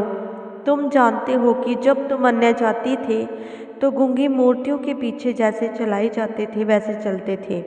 इसलिए मैं तुम्हें चेतावनी देता हूँ कि जो कोई परमेश्वर की आत्मा की अगुवाई से बोलता है वह नहीं कहता कि यीशु श्रापित है, और ना कोई पवित्र आत्मा के बिना कह सकता है कि यीशु प्रभु है। वरदान तो कई प्रकार के हैं, परंतु आत्मा एक ही है, और सेवा भी कई प्रकार की है, परंतु प्रभु एक ही है। और प्रभावशाली कार्य कई प्रकार के हैं, परंतु परमेश्वर एक ही है, जो सब में हर प्रकार का प्रभाव उत्पन्न करता है, किंतु सबके लाभ पहुंचाने के लिए हर एक को आत्मा का प्रकाश दिया जाता है। क्योंकि एक को आत्मा के द्वारा बुद्धि की बातें दी जाती हैं और दूसरे को उसी आत्मा के अनुसार ज्ञान की बातें। किसी को उसी आत्मा से विश्वास और किसी को उसी एक आत्मा से चंगा करने का वरदान दिया जाता है। फिर किसी को सामर्थ्य के काम करने की शक्ति, और किसी को भविष्यवाणी की, और किसी को आत्माओं की परख, और किसी को अनेक प्रकार की भाषा, और किसी को भाषाओं का अर्थ बताना। परंतु ये सब प्रभावशाली कार्य वही एक आत्मा कराता है, और जिसे जो चाहता है वह बांट देता है। और अंग अनेक, क्योंकि जिस प्रकार देह तो एक है और उसके अंग बहुत से हैं, और उसी एक देह के सब अंग बहुत होने पर भी सब मिलकर एक ही देह सब ने, क्या यहूदी, क्या यूनानी, क्या दास, क्या स्वतंत्र, एक ही आत्मा के द्वारा एक देह होने के लिए बपतिस्मा लिया है, और हम सबको एक ही आत्मा पिलाया गया है। इसलिए कि देह में एक ही अंग नहीं परंतु बहुत से हैं। यदि पाँव कहे मैं हाथ नहीं इसलिए देह का नहीं, तो क्या वह इस कारण देह का नहीं? और यदि कान कहे मैं आँख का नहीं इसलिए देह का नहीं, तो क्या वह इस कारण देह का नहीं? यदि सारी देह आँख ही होती तो सुनना कहाँ होता? सारी देह आँख ही होती तो सुनना कहाँ होता? यदि सारी देह कान ही होती तो सूंघना कहाँ होता? परंतु सचमुच परमेश्वर ने अंगों को अपनी इच्छा के अनुसार एक एक करके देह में रखा है। यदि वह सब एक ही होते तो देह कहाँ होती? परंतु अब अंग तो बहुत से हैं, परंतु देह एक ही है। आँख हाथ से नहीं कह सकती मुझे तेरी आवश्यकता नहीं, और न सिर पाँव से कह सकता है मुझे तुम्हारी आवश्यकता नहीं, परंतु देह के वे अंग जो दूसरों से निर्बल लगते हैं बहुत ही आवश्यक है। और देह के जिन अंगों को हम आदर के योग्य नहीं समझते उन्हीं को हम अधिक आदर देते हैं, और हमारे शोभाहीन अंग और भी बहुत शोभायमान हो जाते हैं, फिर भी हमारे शोभायमान अंगों को इसकी आवश्यकता नहीं। परंतु परमेश्वर ने देह को ऐसा बना दिया कि जिस अंग को आदर की घटी थी उसी को एक और भी बहुत आदर मिले, ताकि देह में फूट न पड़े, परंतु अंग एक दूसरे की बराबर चिंता करें। इसलिए यदि एक अंग दुख पाता है तो सब अंग उसके साथ दुख पाते हैं, और यदि एक अंग की बड़ाई होती है तो उसके साथ सब अंग आनंद मनाते हैं। इस प्रकार तुम सब मिलकर मसीह की देह हो और अलग अलग उसके अंग हो। और परमेश्वर ने कलीसिया में अलग अलग व्यक्ति नियुक्त किए हैं, प्रथम प्रेरित, दूसरे भविष्यद्वक्ता, तीसरे शिक्षक, फिर सामर्थ के काम करने वाले, फिर चंगा करने वाले और उपकार करने वाले, और प्रबंध करने वाले, और नाना प्रकार की भाषा बोलने वाले। क्या सब प्रेरित हैं? क्या सब भविष्यद्वक्ता हैं? क्या सब उपदेशक हैं? क्या सब सामर्थ के काम करने वाले हैं? क्या सब को चंगा करने का वरदान मिला है? क्या सब नाना प्रकार की भाषा बोलते हैं? क्या सब अनुवाद करते हैं? तुम बड़े से बड़े वरदान की धुन में रहो, परंतु मैं तुम्हें और भी सबसे उत्तम मार्ग बताता हूँ। पहला कुरिन्थियों अध्याय 13। प्रेम सबसे उत्तम। यदि मैं मनुष्य और स्वर्गदूतों की बोलियां बोलूं और प्रेम ना रखूं तो मैं ठनठनाता हुआ पीतल और झनझनाती हुई झांझ हूँ। और यदि मैं भविष्यवाणी कर सकूं और सब भेदों और सब प्रकार के ज्ञान को समझूं, और मुझे यहाँ तक पूरा विश्वास हो कि मैं पहाड़ों को हटा सकता हूँ, परंतु प्रेम ना रखूं तो मैं कुछ भी नहीं। यदि मैं अपनी संपूर्ण संपत्ति कंगालों को खिला दूं और अपनी देह जलाने के लिए दे दूं, और प्रेम ना रखूं तो मुझे कुछ भी लाभ नहीं। प्रेम धीरजवंत है और कृपालु है। प्रेम डा नहीं करता, प्रेम अपनी बड़ाई नहीं करता और फूलता नहीं, वह अनुरीति नहीं चलता, वह अपनी भलाई नहीं चाहता, झुंझलाता नहीं, बुरा नहीं मानता, कुकर्म करने से आनंदित नहीं होता, परंतु सत्य से आनंदित होता है। वह सब बातें सह लेता है, सब बातों की प्रतीति करता है, सब बातों की आशा रखता है, सब बातों में धीरज धरता है। प्रेम कभी टलता नहीं। भविष्यवाणियाँ हो तो समाप्त हो जाएंगी, भाषाएं हो तो जाती रहेंगी, ज्ञान हो तो मिट जाएगा, क्योंकि हमारा ज्ञान अधूरा है और हमारी भविष्यवाणी अधूरी है। परंतु जब सर्वसिद्ध आएगा तो अधूरा मिट जाएगा। जब मैं बालक था तो बालकों के समान बोलता था, बालकों का सा मन था, बालकों की सी समझ थी, परंतु जब मैं सियाना हो गया तो बालकों की बातें छोड़ दी। अभी हमें दर्पण में धुंधला सा दिखाई देता है, परंतु उस समय अपने आमने सामने देखेंगे। इस समय मेरा ज्ञान अधूरा है, परंतु उस समय ऐसी पूरी रीति से पहचानूंगा जैसे मैं पहचाना गया हूँ। पर अब विश्वास, आशा, प्रेम ये तीनों स्थायी हैं, पर इनमें सबसे बड़ा प्रेम है। अध्याय 14। भविष्यवाणी और अन्य भाषाएं। प्रेम का अनुकरण करो और आत्मिक वरदानों की भी धुन में रहो, विशेष करके यह कि भविष्यवाणी करो, क्योंकि जो अन्य भाषा में बातें करता है वह मनुष्यों से नहीं परंतु परमेश्वर से बातें करता है, इसलिए कि उसकी बातें कोई नहीं समझता, क्योंकि वह भेद की बातें आत्मा में होकर बोलता है। परंतु जो भविष्यवाणी करता है वह मनुष्य से उन्नति और उपदेश और शांति की बातें कहता है। जो अन्य भाषा में बातें करता है वह अपनी ही उन्नति करता है, परंतु जो भविष्यवाणी करता है वह कलीसिया की उन्नति करता है। मैं चाहता हूँ कि तुम सब अन्य भाषाओं में बातें करो, परंतु इससे अधिक यह चाहता हूँ कि भविष्यवाणी करो, क्योंकि यदि अन्य भाषा बोलने वाला कलीसिया की उन्नति के लिए अनुवाद न करे तो भविष्यवाणी करने वाला उससे बढ़कर है। इसलिए हे भाइयों, यदि मैं तुम्हारे पास आकर अन्य भाषाओं में बातें करूं और प्रकाश या ज्ञान या भविष्यवाणी या उपदेश की बातें तुमसे ना कहूँ तो मुझसे तुम्हें क्या लाभ होगा। इसी प्रकार यदि निर्जीव वस्तुएं भी जिनसे ध्वनि निकलती है जैसे बांसुरी या बीन, यदि उनके स्वरों में भेद ना हो तो जो फूंका या बजाया जाता है वह कैसे पहचाना जाएगा। और यदि तुरी का शब्द साफ ना हो तो कौन लड़ाई के लिए तैयारी करेगा। ऐसे ही तुम भी यदि जीव से साफ साफ बातें ना कहो तो जो कुछ कहा जाता है वह कैसे समझा जाएगा। तुम तो हवा से बातें करने वाले ठहरोगे। जगत में कितने ही प्रकार की भाषाएं क्यों ना हो, परंतु उनमें से कोई भी बिना अर्थ की ना होगी। इसलिए यदि मैं किसी भाषा का अर्थ ना समझूं तो बोलने वाले की दृष्टि में परदेशी ठहरूंगा और बोलने वाला मेरी दृष्टि में परदेशी ठहरेगा। इसलिए तुम भी जब आत्मिक वरदानों की धुन में हो तो ऐसा प्रयत्न करो कि तुम्हारे वरदानों की उन्नति से कलीसिया की उन्नति हो। जो अन्य भाषा बोले वह प्रार्थना करे कि उसका अनुवाद भी कर सके। इसलिए यदि मैं अन्य भाषा में प्रार्थना करूं तो मेरी आत्मा करती है परंतु मेरी बुद्धि काम नहीं देती। अतः क्या करना चाहिए। मैं आत्मा से भी प्रार्थना करूंगा और बुद्धि से भी प्रार्थना करूंगा। मैं आत्मा से गाऊंगा और बुद्धि से भी गाऊंगा। नहीं तो यदि तू आत्मा ही से धन्यवाद करेगा तो फिर अज्ञानी तेरा धन्यवाद पर आमीन कैसे कहेंगे, क्योंकि वह तो नहीं जानता कि तू क्या कहता है। तू तो भली भांति धन्यवाद करता है परंतु दूसरे की उन्नति नहीं होती।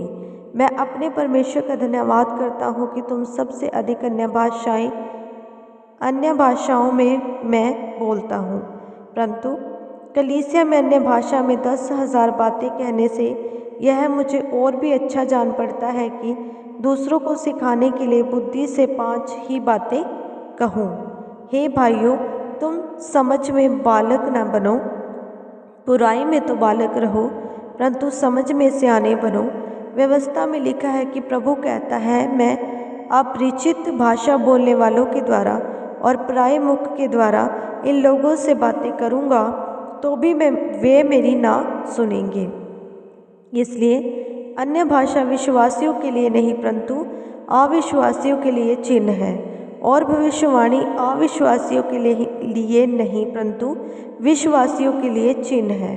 अतः यदि कलीसिया एक जगह इकट्ठी हो और सब के सब अन्य भाषा बोले और बाहर वाले या अविश्वासी लोग भीतर आ जाएं, तो क्या वह तुम्हें पागल ना कहेंगे। परंतु यदि सब भविष्यवाणी करने लगे और कोई अविश्वासी या बाहर वाला मनुष्य भीतर आ जाए तो सब उसे दोषी ठहरा देंगे और परख लेंगे और उसके मन के भेद प्रकट हो जाएंगे, और तब वह मुंह के बल गिरकर परमेश्वर को दंडवत करेगा और मान लेगा कि सचमुच परमेश्वर तुम्हारे बीच में है। उपासना में अनुशासन। इसलिए हे भाइयों, क्या करना चाहिए। जब तुम इकट्ठे होते हो तो हर एक के हृदय में भजन या उपदेश या अन्य भाषा या प्रकाश या आत्मिक उन्नति के लिए होनी चाहिए। यदि सब अन्य भाषा में बातें करनी हो तो 2 या बहुत हो तो 3 जन बारी बारी से बोले और एक व्यक्ति अनुवाद करे। परंतु यदि अनुवाद करने वाला ना हो तो अन्य भाषा बोलने वाला कलीसिया में शांत रहे और अपने मन से और परमेश्वर से बातें करे। भविष्यद्वक्ताओं में से 2 या 3 बोले और शेष लोग उनके वचन को परखें। परंतु यदि दूसरे पर जो बैठा है कुछ ईश्वरीय प्रकाश हो तो पहला चुप हो जाए, क्योंकि तुम सब एक एक करके भविष्यवाणी कर सकते हो, ताकि सब सीखें और सब शांति पाएं। और भविष्यद्वक्ताओं की आत्मा भविष्यद्वक्ताओं के वश में है, क्योंकि परमेश्वर गड़बड़ी का नहीं परंतु शांति का परमेश्वर है। से पवित्र लोगों की सब कलीसियाओं में है। स्त्रियां कलीसिया की सभा में चुप रहे, क्योंकि उन्हें बातें करने की आज्ञा नहीं परंतु अधीन रहने की आज्ञा है, जैसे व्यवस्था में लिखा भी है। यदि वे कुछ सीखना चाहे तो घर में अपने अपने पति से पूछे, क्योंकि स्त्री का कलीसिया में बातें करना लज्जा की बात है। क्या परमेश्वर का वचन तुम में से निकाला गया या केवल तुम ही तक पहुंचा है। यदि कोई मनुष्य अपने आप को भविष्यद्वक्ता या आत्मिक जन समझे तो यह जान ले कि जो बातें मैं तुम्हें लिखता हूँ वह प्रभु की आज्ञाएं हैं। परंतु यदि कोई यह ना माने तो उसको भी ना मानो। अतः हे भाइयों, भविष्यवाणी करने की धुन में रहो और अन्य भाषा बोलने से मना ना करो, पर सारी बातें शालीनता और व्यवस्थित रूप से की जाएं। पहला ग्रंथियों अध्याय 15। मसीह का पुनरुत्थान। हे भाइयों, अब मैं तुम्हें वही सुसमाचार बताता हूँ जो पहले सुन चुका हूँ, जिसे तुमने अंगीकार भी किया था और जिसमें तुम स्थिर भी हो। उसी के द्वारा तुम्हारा उद्धार भी होता है, यदि उस सुसमाचार को जो मैंने तुम्हें सुनाया था स्मरण रखते हो, नहीं तो तुम्हारा विश्वास करना व्यर्थ हुआ। इसी कारण मैंने सबसे पहले तुम्हें वही बात पहुंचा दी जो मुझे पहुंची थी कि पवित्र शास्त्र के वचन के अनुसार यीशु मसीह हमारे पापों के लिए मर गया और गाड़ा गया, और पवित्र शास्त्र के अनुसार तीसरे दिन जी भी उठा, और कैफा को तब 12 को दिखाई दिया। फिर वह 500 से अधिक भाइयों को एक साथ दिखाई दिया, जिनमें से बहुत से अब तक जीवित हैं पर कुछ सो गए। फिर वह याकूब को दिखाई दिया, सब प्रेरितों को दिखाई दिया, सबके बाद मुझको भी दिखाई दिया, जो मानो अधूरे दिनों का जन्मा हूँ, क्योंकि मैं प्रेरितों में सबसे छोटा हूँ, वरन प्रेरित कहलाने के योग्य भी नहीं, क्योंकि मैंने परमेश्वर की कलीसिया को सताया था। परंतु मैं जो कुछ भी हूँ परमेश्वर के अनुग्रह से हूँ, उसका अनुग्रह जो मुझ पर हुआ वह व्यर्थ नहीं हुआ। परंतु मैंने उन सब से बढ़कर परिश्रम भी किया, तो भी यह मेरी ओर से नहीं हुआ, परंतु परमेश्वर के अनुग्रह से जो मुझ पर था। इसलिए चाहे मैं हूँ चाहे वह हो, हम यही प्रचार करते हैं और इसी पर तुमने विश्वास भी किया। पुनरुत्थान। इसलिए जबकि मसीह का यह प्रचार किया जाता है कि वह मरे हुओं में से जी उठा, तो तुम में से कितने कैसे कहते हैं कि मरे हुओं का पुनरुत्थान है ही नहीं। यदि मरे हुओं का पुनरुत्थान है ही नहीं तो मसीह भी नहीं जी उठा, और यदि मसीह नहीं जी उठा तो हमारा प्रचार करना भी व्यर्थ है और तुम्हारा विश्वास भी व्यर्थ है। वरन हम परमेश्वर के झूठे गवाह ठहरे, क्योंकि हमने परमेश्वर के विषय में यह गवाही दी कि उसने मसीह को जिला दिया। यज्ञ भी नहीं जलाया। यदि मरे हुए नहीं जी उठते, यदि मुर्दे नहीं जी उठते, तो मसीह भी नहीं जी उठा, और यदि मसीह नहीं जी उठा तो तुम्हारा विश्वास व्यर्थ है और तुम अब तक अपने पापों में फंसे हो। वरन जो मसीह में सो गए वह भी नष्ट हुए। यदि हम केवल इसी जीवन में मसीह से आशा रखते हैं तो हम सब मनुष्यों से अधिक अभागे हैं। परंतु सचमुच मसीह मुर्दों में से जी उठा है, और जो सो गए हैं उनमें वह पहला फल हुआ। क्योंकि जब मनुष्य के द्वारा मृत्यु आई तो मनुष्य ही के द्वारा मरे हुओं का पुनरुत्थान भी आया। और जैसे आदम में सब मरते हैं, वैसे ही मसीह भी सब जिलाए जाएंगे, परंतु हर एक अपनी अपनी बारी से। पहला फल मसीह, फिर मसीह के आने पर उसके लोग। इसके बाद अंत होगा। उस समय वह सारी प्रधानता, सारा अधिकार और सामर्थ का अंत करके राज्य को परमेश्वर पिता के हाथ में सौंप देगा, क्योंकि जब तक वह अपने बैरियों को अपने पांव तले ना ले आए तब तक उसका राज्य करना आवश्यक है। सबसे अंतिम बैरी जो नष्ट किया जाएगा वह मृत्यु है, क्योंकि परमेश्वर ने सब कुछ उसके पांव तले कर दिया है। परंतु जब वह कहता है कि सब कुछ उसके अधीन कर दिया गया है, तो प्रत्यक्ष है कि जिसने सब कुछ उसके अधीन कर दिया वह आप अलग रहा। और जब सब कुछ उसके अधीन हो जाएगा तो पुत्र आप भी उसके अधीन हो जाएगा, जिसने सब कुछ उसके अधीन कर दिया, ताकि सब में परमेश्वर ही सब कुछ हो। कि दे अब कोई यह कहेगा, मुर्दे किस रीति से जी उठते हैं और कैसी देह के साथ आते हैं। हे निर्बुद्धि, जो कुछ तू बोता है जब तक वह ना मरे जिलाया नहीं जाता, और जो तू बोता है यह वह देह नहीं जो उत्पन्न होने वाली है, परंतु निरा दाना है, चाहे गेहूं का चाहे किसी और अनाज का, परंतु परमेश्वर अपनी इच्छा के अनुसार उसको देता है और हर एक बीज को उसकी विशेष दे। सब शरीर एक समान नहीं, मनुष्यों का शरीर और है, पशुओं का शरीर और है, पक्षियों का शरीर और है, मछलियों का शरीर और है, स्वर्गीय देह है और पार्थिव देह भी है, परंतु स्वर्गीय देहों का तेज और है और पार्थिव का और। सूर्य का तेज और है, चांद का तेज और है और तारागणों का तेज और है, क्योंकि एक तारे से दूसरे तारे के तेज में अंतर है। का जी उठना भी ऐसा ही है। शरीर नाशवान दशा में बोया जाता है और अविनाशी रूप में जी उठता है। वह अनादर के साथ बोया जाता है और तेज के साथ जी उठता है। निर्बलता के साथ बोया जाता है और सामर्थ्य के साथ जी उठता है। स्वाभाविक देह बोई जाती है और आत्मिक देह जी उठती है। जबकि स्वाभाविक देह है तो आत्मिक देह भी है।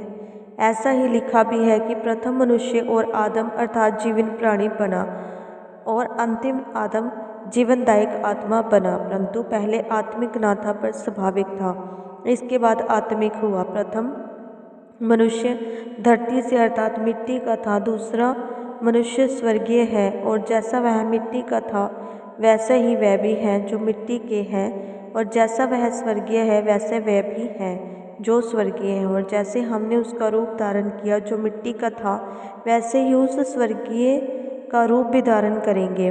हे भाइयों, मैं यह कहता हूँ कि मांस और लहू परमेश्वर के राज्य के अधिकारी नहीं हो सकते और ना नाशवान और अविनाशी का अधिकारी हो सकता है। देखो, मैं तुमसे भेद की बातें कहता हूँ। अब सब नहीं सोएंगे, परंतु सब बदल जाएंगे, और यह क्षण भर में पलक मारते ही अंतिम तुरही फूंकते ही होगा, क्योंकि तुरही फूंकी जाएगी और मुर्दे अविनाशी दशा में उठाए जाएंगे और हम बदल जाएंगे। क्योंकि आवश्यक है कि यह नाशवान देह अविनाश को पहन ले और यह मरणहार देह अमरता को पहन ले। और जब यह नाशवान अविनाश को पहन लेगा और यह मरणहार अमरता को पहन लेगा, तब वह वचन जो लिखा है पूरा हो जाएगा। अध्याय 16 विश्वासियों के लिए दान। अब उस चंदे के विषय में जो पवित्र लोगों के लिए किया जाता है, जैसे आज्ञा मैंने गलातियों की कलीसियाओं को दी, वैसे ही तुम भी करो।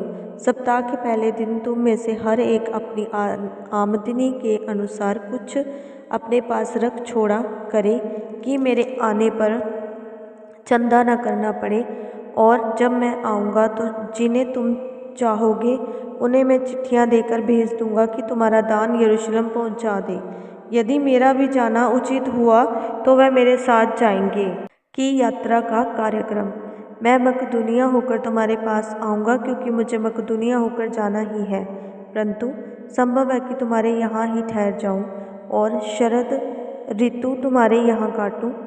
तब जिस ओर मेरा जाना हो उस ओर तुम मुझे पहुँचा देना, क्योंकि मैं अब मार्ग में तुमसे भेंट करना नहीं चाहता, परंतु मुझे आशा है कि यदि प्रभु चाहे तो कुछ समय तक तुम्हारे साथ रहूँगा। परंतु मैं पिन्तेकुस्त तक इफिसुस में रहूँगा, क्योंकि मेरे लिए वहाँ एक बड़ा और उपयोगी द्वार खुला है और विरोधी बहुत से हैं। यदि तीमुथियुस आ जाए तो देखना कि वह तुम्हारे यहाँ निडर रहे, क्योंकि वह मेरे समान प्रभु का काम करता है। इसलिए कोई उसे तुच्छ न जाने, परंतु उसे कुशल से इस ओर पहुँचा देना कि मेरे पास आ जाए, क्योंकि मैं उसकी बाट जो रहा हूँ कि वह भाइयों के साथ आए। भाई अपुल्लोस से मैंने बहुत विनती की कि तुम्हारे पास भाइयों के साथ जाए, परंतु उसने इस समय जाने की कुछ भी इच्छा न की, परंतु जब अवसर पाएगा तब आ जाएगा। अंतिम आदेश और अभिवादन। जागते रहो, विश्वास में स्थिर रहो, पुनरुत्थान करो, बलवंत हो, जो कुछ करते हो प्रेम से करो। हे भाइयों, तुम स्तिफनास के घराने की को जानते हो कि वह आख्या के पहले फल है और पवित्र लोगों की सेवा के लिए तैयार रहते हैं। इसलिए मैं तुमसे विनती करता हूँ कि ऐसों के अधीन रहो, वरन हर एक के जो इस काम में परिश्रमी और सहकर्मी है। मैं स्तिफनास और फुर्तूनातुस और अखियुस के आने से आनंदित हूँ, क्योंकि उन्होंने तुम्हारी घटी को पूरा किया है। उन्होंने मेरी और तुम्हारी आत्मा को चैन दिया है, इसलिए ऐसों को मानो। आसिया की कलीसियाओं की ओर से तुमको नमस्कार। अक्विला और प्रिस्का का और उनके घर की कलीसिया का भी तुमको प्रभु में बहुत बहुत नमस्कार। सब भाइयों का तुमको नमस्कार। पवित्र चुम्बन से आपस में नमस्कार करो। मुझ पौलुस का अपने हाथ का लिखा हुआ नमस्कार। यदि कोई प्रभु से प्रेम न रखे तो वह श्रापित हो। हे हमारे प्रभु यीशु का अनुग्रह तुम पर होता रहे। मेरा प्रेम मसीह यीशु में तुम सब के साथ रहे। आमीन। अध्याय 1 अभिवादन। पौलुस की ओर से, जो परमेश्वर की इच्छा से मसीह यीशु का प्रेरित है, और भाई तीमुथियुस की ओर से परमेश्वर की उस कलीसिया के नाम जो कुरिन्थुस में है, और सारे आख्या के सब पवित्र लोगों के नाम, हमारे पिता परमेश्वर और प्रभु यीशु मसीह की ओर से तुम्हें अनुग्रह और शांति मिलती रहे। परमेश्वर का धन्यवाद करना। हमारे प्रभु यीशु मसीह के परमेश्वर और पिता का धन्यवाद हो, जो दया का पिता और सब प्रकार की शांति का परमेश्वर है। वह हमारे सब क्लेशों में शांति देता है, ताकि हम उस शांति के कारण जो परमेश्वर हमें देता है उन्हें भी शांति दे सके जो किसी प्रकार के क्लेश में हो। क्योंकि जैसे मसीह के दुखों में हम अधिक सहभागी होते हैं, वैसे ही हम शांति में भी मसीह के द्वारा अधिक सहभागी होते हैं। यदि हम क्लेश पाते हैं तो यह तुम्हारी शांति और उद्धार के लिए है, और यदि शांति पाते हैं तो यह तुम्हारी शांति के लिए है, जिसके प्रभाव से तुम धीरज के साथ उन क्लेशों को सह लेते हो जिन्हें हम भी सहते हैं। हमारी आशा तुम्हारे विषय में दृढ़ है, क्योंकि हम जानते हैं कि तुम जैसे हमारे दुखों में वैसे ही शांति में भी सहभागी हो। हे भाइयों, हम नहीं जानती कि तुम हमारे उस क्लेश से अनजान रहो जो आसिया में हम पर पड़ा। हम ऐसे भारी बोझ से दब गए थे जो हमारी सामर्थ्य से बाहर था, यहाँ तक कि हम जीवन से भी हाथ धो बैठे थे। वरन हमने अपने मन में समझ लिया था कि हम पर मृत्यु की आज्ञा हो चुकी है, ताकि हम अपना भरोसा न रखें, वरन परमेश्वर का जो हम मरे हुए को जिलाता है। उसी ने हमें मृत्यु के ऐसे बड़े संकट से बचाया और बचाएगा, और उस पर हमारी यह आशा है कि वह आगे को भी बचाता रहेगा। तुम भी मिलकर प्रार्थना के द्वारा हमारी सहायता करोगे कि जो वरदान बहुतों के द्वारा हमें मिला, उसके कारण बहुत लोग हमारी ओर से धन्यवाद करें। योजना में परिवर्तन।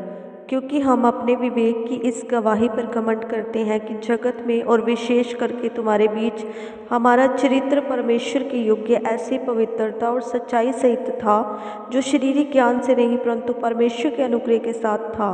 हम तुम्हें और कुछ नहीं लिखते, केवल वह जो तुम पढ़ते या मानते भी हो, और मुझे आशा है कि अंत तक भी मानते रहोगे, जैसे तुम में से कितनों ने मान लिया कि हम तुम्हारे घमंड का कारण है, वैसे ही तुम भी प्रभु यीशु मसीह के दिन हमारे लिए घमंड का कारण ठहरोगे। इसी भरोसे से मैं चाहता था कि पहले तुम्हारे पास आऊँ कि तुम्हें एक और दान मिले, और तुम्हारे पास से होकर मकिदुनिया को जाऊँ, और फिर मकिदुनिया से तुम्हारे पास आऊँ, और तुम मुझे यहूदिया की ओर कुछ दूर तक पहुँचाओगे। इसलिए मैंने जो यह इच्छा की थी कि क्या मैंने चंचलता दिखाई, या जो करना चाहता हूँ क्या शरीर के अनुसार करना चाहता हूँ, कि मैं बात में हाँ हाँ भी करूँ और नहीं नहीं भी करूँ। परमेश्वर सच्चा गवाह है कि हमारे उस वचन में जो तुमसे कहा, हाँ और नहीं दोनों नहीं पाए जाते, क्योंकि परमेश्वर का पुत्र यीशु मसीह, जिसका हमारे द्वारा अर्थात मेरे और सिलवानुस और तीमुथियुस के द्वारा तुम्हारे बीच में प्रचार हुआ, उसमें हाँ और नहीं दोनों नहीं थे, परंतु उसमें हाँ की हाँ हुई। क्योंकि परमेश्वर की जितनी प्रतिज्ञाएं हैं वह सब उसी में हाँ के साथ है, इसलिए उसके द्वारा आमीन भी हुई कि हमारे द्वारा परमेश्वर की महिमा हो। हमें तुम्हारे साथ मसीह में दृढ़ करता है, और जिसने हमारा अभिषेक किया वही परमेश्वर है, जिसने हम पर छाप विधि और बयाने में आत्मा को हमारे मनों में दिया। मैं परमेश्वर को गवाह करके कहता हूँ कि मैं अब तक कुरिन्थुस में इसलिए नहीं आया कि मुझे तुम पर तरस आता था, यह नहीं कि हम विश्वास के विषय में तुम पर प्रभुता जताना चाहते हैं, परंतु तुम्हारे आनंद में सहायक है, क्योंकि तुम विश्वास ही से स्थिर रहते हो। हमें तुम्हारे साथ मसीह में दृढ़ करता है, और जिसने हमारा अभिषेक किया वही परमेश्वर है, जिसने हम पर छाप विधि और बयाने में आत्मा को हमारे मनों में दिया। मैं परमेश्वर को गवाह करके कहता हूँ कि मैं अब तक कुरिन्थियों में इसलिए नहीं आया कि मुझे तुम पर तरस आता था, यह नहीं कि हम विश्वास के विषय में तुम पर प्रभुता जताना चाहते हैं, परंतु तुम्हारे आनंद में सहायक है, क्योंकि तुम विश्वास ही से स्थिर रहते हो। दूसरा कुरिन्थियों अध्याय 2। मैंने अपने मन में यही ठान लिया था कि फिर तुम्हारे पास उदास करने ना आऊँ, क्योंकि यदि मैं तुम्हें उदास करूँ तो मुझे आनंद देने वाला कौन होगा? केवल वही जिसको मैंने उदास किया। और मैंने यही बात तुम्हें इसलिए लिखी कि कहीं ऐसा ना हो कि मेरे आने पर जिनमें मुझे आनंद मिलना चाहिए मैं उनसे उदास हूँ, क्योंकि मुझे तुम सब पर इस बात का भरोसा है कि जो मेरा आनंद है वही तुम सबका भी है। बड़े क्लेश और मन के कष्ट से मैंने बहुत से आंसू बहा बहाकर तुम्हें लिखा था, इसलिए नहीं कि तुम उदास हो, परंतु इसलिए कि तुम उस बड़े प्रेम को जान लो जो मुझ में परमेश्वर की ओर से है। अपराधी को क्षमा। यदि किसी ने उदास किया है तो मुझे ही नहीं वरन ऐसे जन के लिए यह दंड जो भाइयों में से बहुतों ने दिया बहुत है। इसलिए इससे भला ये है कि उसका अपराध क्षमा करो और शांति दो, ना हो कि ऐसा मनुष्य बहुत उदासी में डूब जाए। इस कारण मैं तुमसे विनती करता हूँ कि उसको अपने सहभागिता में आने दो, क्योंकि मैंने इसलिए भी लिखा था कि तुम्हें परख लूँ कि तुम मेरी सब बातों के मानने के लिए तैयार हो कि नहीं। जिसका तुम कुछ क्षमा करते हो उसे मैं भी क्षमा करता हूँ, क्योंकि मैंने भी जो कुछ क्षमा किया है यदि किया हो तो तुम्हारे कारण मसीह की जगह में होकर क्षमा किया है, कि शैतान का हम पर दाव ना चले, क्योंकि हम उसकी युक्तियों से अनजान नहीं। त्रोआस में पौलुस की व्याकुलता। जब मैं मसीह का सुसमाचार सुनाने को त्रोआस आया और प्रभु ने मेरे लिए एक द्वार खोल दिया, तो मेरे मन में चैन न मिला। इसलिए मैंने अपने भाई तीतुस को नहीं पाया, इसलिए उनसे विदा होकर मैं मकिदुनिया को चला गया। मसीह में विजय उत्सव। परंतु परमेश्वर का धन्यवाद हो जो मसीह में सदा हमको जय के उत्सव में लिए फिरता है और अपने ज्ञान की सुगंध हमारे द्वारा हर जगह फैलाता है, क्योंकि हम परमेश्वर के निकट उद्धार पाने वालों और नाश होने वाले दोनों के लिए मसीह की सुगंध है। कुछ के लिए तो मरने के निमित्त मृत्यु की गंध और कितनों के लिए जीवन के निमित्त जीवन की सुगंध। भला इन बातों के योग्य कौन है? क्योंकि हम उन बहुतों के समान नहीं जो परमेश्वर के वचन में मिलावट करते हैं, परंतु मन की सच्चाई से और परमेश्वर की ओर से परमेश्वर को उपस्थित जानकर मसीह में बोलते हैं। दूसरा कुरिन्थियों अध्याय 3। नई वाचा के सेवक। क्या हम फिर अपनी बड़ाई करने लगे, या हमें अन्य लोगों के समान सिफारिश की पत्रियां तुम्हारे पास लानी या तुमसे लेनी है? हमारी पत्री तुम ही हो जो हमारे हृदयों पर लिखी हुई है, और उसे सब मनुष्य पहचानते और पढ़ते हैं। यह प्रगट है कि तुम मसीह की पत्री हो, जिसको हमने सेवकों के समान लिखा, और जो स्याही से नहीं परंतु जीवते परमेश्वर के आत्मा से पत्थर की पट्टियों पर नहीं परंतु हृदय की मांस रूपी पट्टियों पर लिखी है। हम मसीह के द्वारा परमेश्वर पर ऐसा ही भरोसा रखते हैं, यह नहीं कि हम अपने आप से इस योग्य हैं कि अपनी ओर से किसी बात का विचार कर सकें, पर हमारी योग्यता परमेश्वर की ओर से है, जिसने हमें नई वाचा के सेवक होने के योग्य भी किया, शब्द के सेवक नहीं वरन आत्मा के, क्योंकि शब्द मारता है पर आत्मा जिलाता है। यदि मृत्यु की वह वाचा जिसके अक्षर पत्थरों पर खोदे गए थे यहाँ तक तेजों में हुई कि मूसा के मुंह पर के तेज के कारण जो घटता भी जाता था, इज़राइली उसके मुंह पर दृष्टि नहीं कर सकते थे, तो आत्मा की वाचा और भी तेजों में क्यों ना होगी? क्योंकि जब दोषी ठहराने वाली वाचा तेजों में थी, तो धर्मी ठहराने वाली वाचा और भी तेजों में क्यों ना होगी? और जो तेजों में था वह भी उस तेज के कारण जो उससे बढ़कर तेजों में था कुछ तेजों में ना ठहरा, क्योंकि जब वह जो घटता जाता था तेजों में था, तो वह जो स्थिर रहेगा और भी तेजों में क्यों ना होगा। इसलिए ऐसी आशा रखकर हम हियाव के साथ बोलते हैं और मूसा के समान नहीं जिसने अपने मुंह पर पर्दा डाला था ताकि इज़राइली उस घटने वाले तेज के अंत को ना देखे, परंतु वह मतिमंद हो गए क्योंकि आज तक पुराना नियम पढ़ते समय उनके हृदयों पर वही पर्दा पड़ा रहता है, पर वह मसीह में उठ जाता है। आज तक जब कभी मूसा की पुस्तक पढ़ी जाती है तो उनके हृदय पर पर्दा पड़ा रहता है, परंतु जब कभी उनका हृदय प्रभु की ओर फिरेगा तब वह पर्दा उठ जाएगा। प्रभु तो आत्मा है और जहाँ कहीं प्रभु का आत्मा है वह स्वतंत्रता है, परंतु जब हम सब के उघाड़े चेहरे से प्रभु का प्रताप इस प्रकार प्रकट होता है जिस प्रकार दर्पण में, तो प्रभु के द्वारा जो आत्मा है हम उस तेजस्वी रूप में अंश अंश करके बदलते जाते हैं। कुरिन्थियों अध्याय 4। मिट्टी के पात्रों में धन। इसलिए जब हम पर ऐसी दया हुई कि हमें यह सेवा मिली तो हम हियाव नहीं छोड़ते, परंतु हमने लज्जा के गुप्त कामों को त्याग दिया और न चतुराई से चलते और न परमेश्वर के वचन में मिलावट करते हैं, परंतु सत्य को प्रकट करके परमेश्वर के सामने हर एक मनुष्य के विवेक में अपनी भलाई बिठाते हैं। परंतु यदि हमारे सुसमाचार पर पर्दा पड़ा है तो यह नष्ट होने वालों ही के लिए पड़ा है और उन अविश्वासियों के लिए जिनकी बुद्धि इस संसार की ईश्वर ने अंधी कर दी है, ताकि मसीह जो परमेश्वर का प्रतिरूप है उसके तेजों में सुसमाचार का प्रकाश उन पर ना चमके। क्योंकि हम अपने को नहीं परंतु मसीह यीशु को प्रचार करते हैं कि वह प्रभु है, और अपने विषय में यह कहते हैं कि हम यीशु के कारण तुम्हारे सेवक हैं, इसलिए कि परमेश्वर ही है जिसने कहा अंधकार में से ज्योति चमके, और वही हमारे हृदयों में चमका कि परमेश्वर की महिमा की पहचान की ज्योति यीशु मसीह के चेहरे से प्रकाशमान हो। हमारे पास वह धन मिट्टी के बर्तनों में रखा है कि यह असीम सामर्थ हमारी ओर से नहीं वरन परमेश्वर ही की ओर से ठहरे। हम चारों ओर से क्लेश तो भोगते हैं पर संकट में नहीं पड़ते, निरुपाय तो हैं पर निराश नहीं होते, सताए तो जाते हैं पर त्यागे नहीं जाते, गिराए तो जाते हैं पर नष्ट नहीं होते।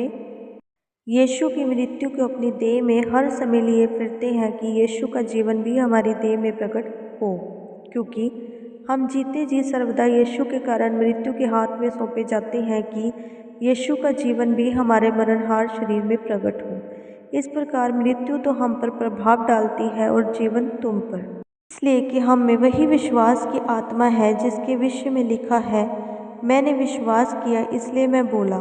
अतः हम भी विश्वास करते हैं इसलिए बोलते हैं, क्योंकि हम जानते हैं कि जिसने प्रभु यीशु मसीह को जिलाया वही हमें भी यीशु मसीह में भागी जानकर जिलाएगा और तुम्हारे साथ अपने सामने उपस्थित करेगा, क्योंकि सब वस्तुएं तुम्हारे लिए हैं, ताकि अनुग्रह बहुतों के द्वारा अधिक होकर परमेश्वर की महिमा के लिए धन्यवाद भी बढ़ाए। इसलिए हम हियाव नहीं छोड़ते, यद्यपि हमारा बाहरी मनुष्यत्व नष्ट होता जाता है तो भी हमारा भीतरी मनुष्यत्व दिन प्रतिदिन नया होता जाता है, क्योंकि हमारा पल भर का हल्का सा क्लेश हमारे लिए बहुत ही महत्वपूर्ण और अनंत महिमा उत्पन्न करता जाता है। और हम तो देखी हुई वस्तुओं को नहीं परंतु अनदेखी वस्तुओं को देखते रहते हैं, क्योंकि देखी हुई वस्तुएं थोड़े ही दिन की है परंतु अनदेखी वस्तुएं सदा बनी रहती है। दूसरा कुरिन्थियों अध्याय 6। हम जो परमेश्वर के सहकर्मी हैं यह भी समझाते हैं कि उसका अनुग्रह जो तुम पर हुआ उसे व्यर्थ ना जाने दो, क्योंकि वह तो कहता है, अपनी प्रसन्नता के समय मैंने तेरी सुन ली और उद्धार के दिन मैंने तेरी सहायता की। देखो अभी वह प्रसन्नता का समय, देखो अभी वह उद्धार का दिन है। हम किसी बात में ठोकर खाने का कोई अवसर नहीं देते ताकि हमारी सेवा पर कोई दोष ना लगाए, परंतु हर बात से परमेश्वर के सेवकों के समान अपने सद्गुणों को प्रकट करते हैं, बड़े धैर्य से, क्लेशों से, दृढ़ता से, संकटों से, कोड़े खाने से, कैदी होने से, हुल्लड़ों से, परिश्रम से, जागते रहने से, उपवास करने से, पवित्रता से, ज्ञान से, धीरज से, कृपालुता से, पवित्र आत्मा से, सच्चे प्रेम से, सत्य के वचन से, परमेश्वर की सामर्थ से, धार्मिकता के हथियारों से जो दाहिने बाएं हाथों में है, आदर और निरादर से, दुर्नाम और सुनाम से, यज्ञ भरमाने वालों से जैसे मालूम होते हैं तो भी सच्चे हैं, अनजानों के सदृश्य हैं तो भी प्रसिद्ध हैं, मरते हुओं के समान हैं और देखो जीवित हैं, मार खाने वालों के सदृश्य हैं परंतु प्राण से मारे नहीं जाते, शोक करने वालों के समान हैं परंतु सर्वदा आनंद करते हैं, कंगालों के समान है परंतु बहुतों को धनवान बना देते हैं, ऐसे हैं जैसे हमारे पास कुछ नहीं तो भी सब कुछ रखते हैं। हे करंथियों, हमने खुलकर तुमसे बातें की, हमारा हृदय तुम्हारी ओर खुला हुआ है, तुम्हारे लिए हमारे मन में कोई संकोच नहीं, पर तुम्हारे ही मनों में संकोच है। पर अपने बच्चे जानकर तुमसे कहता हूँ कि तुम भी उसके बदले में अपना हृदय खोल दो। आसमान जुए में ना जूतो। अविश्वासियों के साथ आसमान जुए में ना जूतो, क्योंकि धार्मिकता और अधर्म का क्या मेल जोल, या ज्योति और अंधकार की क्या संगति, और मसीह का बलियाल के साथ क्या लगाव, या अविश्वासी के साथ अविश्वासी का क्या नाता, और मूर्तियों के साथ परमेश्वर के मंदिर का क्या संबंध, क्योंकि हम तो जीवते परमेश्वर के मंदिर हैं, जैसा परमेश्वर ने कहा है, मैं उनमें बसूंगा और उनमें चला फिरा करूंगा, मैं उनका परमेश्वर होऊंगा और वे मेरे लोग होंगे। इसलिए प्रभु कहता है, उनके बीच में से निकलो और अलग रहो और अशुद्ध वस्तु को मत छुओ, तो मैं तुम्हें ग्रहण करूंगा और तुम्हारा पिता होऊंगा और तुम मेरे बेटे और बेटियां होंगे। यह सर्वशक्तिमान परमेश्वर का वचन है। करंथियों अध्याय 7। अतः हे प्रियो, जबकि ये प्रतिज्ञाएं हमें मिली हैं, तो आओ हम अपने आप को शरीर और आत्मा की सब मलिनता से शुद्ध करें और परमेश्वर का भय रखते हुए पवित्रता को सिद्ध करें। पौलुस का आनंद। हमें अपने हृदय में जगा दो, हमने ना किसी के साथ अन्याय किया, ना किसी को बिगाड़ा, ना किसी को ठगा। मैं तुम्हें दोषी ठहराने के लिए यह नहीं कहता, क्योंकि मैं पहले ही कह चुका हूँ कि तुम हमारे हृदय में ऐसे बस गए हो कि हम तुम्हारे साथ मरने जीने के लिए तैयार हैं। मैं तुमसे बहुत हियाव के साथ बोल रहा हूँ, मुझे तुम पर बड़ा घमंड है, मैं शांति से भर गया हूँ, अपने सारे कलेश में मैं आनंद से अति भरपूर रहता हूँ, क्योंकि जब हम मकिदुनिया में आए तब भी हमारे शरीर को चैन नहीं मिला, परंतु हम चारों ओर से क्लेश पाते थे, बाहर लड़ाइयाँ थी, भीतर भयंकर बातें थी, तो भी दिनों को शांति देने वाले परमेश्वर ने तीतुस के आने से हमको शांति दी, और न केवल उसके आने से परंतु उसकी उस शांति से भी जो उसको तुम्हारी ओर से मिली थी। उसने तुम्हारी लालसा, तुम्हारे दुख और मेरे लिए तुम्हारी धुन का सुसमाचार हमें सुनाया, जिससे मुझे और भी आनंद हुआ, क्योंकि यद्यपि मैंने अपनी पत्री से तुम्हें शोकित किया, परंतु उससे पछताता नहीं जैसा कि पहले पछताता था, क्योंकि मैं देखता हूँ कि उस पत्री से तुम्हें शोक तो हुआ, परंतु वह थोड़ी देर के लिए था। अब मैं आनंदित हूँ, पर इसलिए नहीं कि तुमको शोक पहुँचा, वरन इसलिए कि तुमने उस शोक के कारण मन फिराया, क्योंकि तुम्हारा शोक परमेश्वर की इच्छा के अनुसार था कि हमारी ओर से तुम्हें किसी बात में हानि ना पहुँचे, क्योंकि परमेश्वर भक्ति का शोक ऐसा पश्चाताप उत्पन्न करता है जिसका परिणाम उद्धार है, और फिर उससे पछताना नहीं पड़ता, परंतु संसारिक शोक मृत्यु उत्पन्न करता है। अतः देखो, इस बात से कि तुम्हें परमेश्वर भक्ति का शोक हुआ, तुम में कितना उत्साह और प्रत्युत्तर और रीस और भय और लालसा और धुन और दंड देने का विचार उत्पन्न हुआ। तुमने सब प्रकार से यह सिद्ध कर दिखाया कि तुम इस बात में निर्दोष हो। फिर मैंने जो तुम्हारे पास लिखा था, वह ना तो उसके कारण लिखा जिसने अन्याय किया, और ना उसके कारण जिस पर अन्याय किया गया, परंतु इसलिए कि तुम्हारा उत्साह जो हमारे लिए है वह परमेश्वर के सामने तुम पर प्रकट हो जाए, इसलिए हमें शांति मिली। हमारी इस शांति के कारण तीतुस के आनंद के कारण और भी आनंद हुआ, क्योंकि उसका जी तुम सब के कारण हरा भरा हो गया है। क्योंकि यदि मैंने उसके सामने तुम्हारा विषय में कुछ घमंड दिखाया तो लज्जित नहीं हुआ, परंतु जैसे हमने तुमसे सब बातें सच सच कह दी थी, वैसे ही हमारा घमंड दिखाना तीतुस के सामने भी सच निकला। जब उसको तुम सबके आज्ञाकारी होने का स्मरण आता है कि कैसे तुमने डरते और कांपते हुए उससे भेंट की, तो उसका प्रेम तुम्हारी ओर भी बढ़ता जाता है। मैं आनंदित हूँ क्योंकि मुझे हर बात में तुम पर भरोसा है। दूसरा करंथियों अध्याय 8 उदारता पूर्वक दान देना। अब हे भाइयों, हम तुम्हें परमेश्वर के उस अनुग्रह का समाचार देते हैं जो मकदूनिया की कलीसियाओं पर हुआ है कि क्लेश की बड़ी परीक्षा में उनके बड़े आनंद और भारी कंगालपन में उनकी उदारता बहुत बढ़ गई। उनके विषय में मेरी यह गवाही है कि उन्होंने अपनी सामर्थ्य भर वरन सामर्थ्य से भी बाहर मन से दिया और इस दान में और पवित्र लोगों की सेवा में भागी होने के अनुग्रह के विषय में हमसे बार बार बहुत विनती की और जैसी हमने आशा की थी वैसी ही नहीं वरन उन्होंने प्रभु को फिर परमेश्वर की इच्छा से हमको भी अपने आप को दे दिया।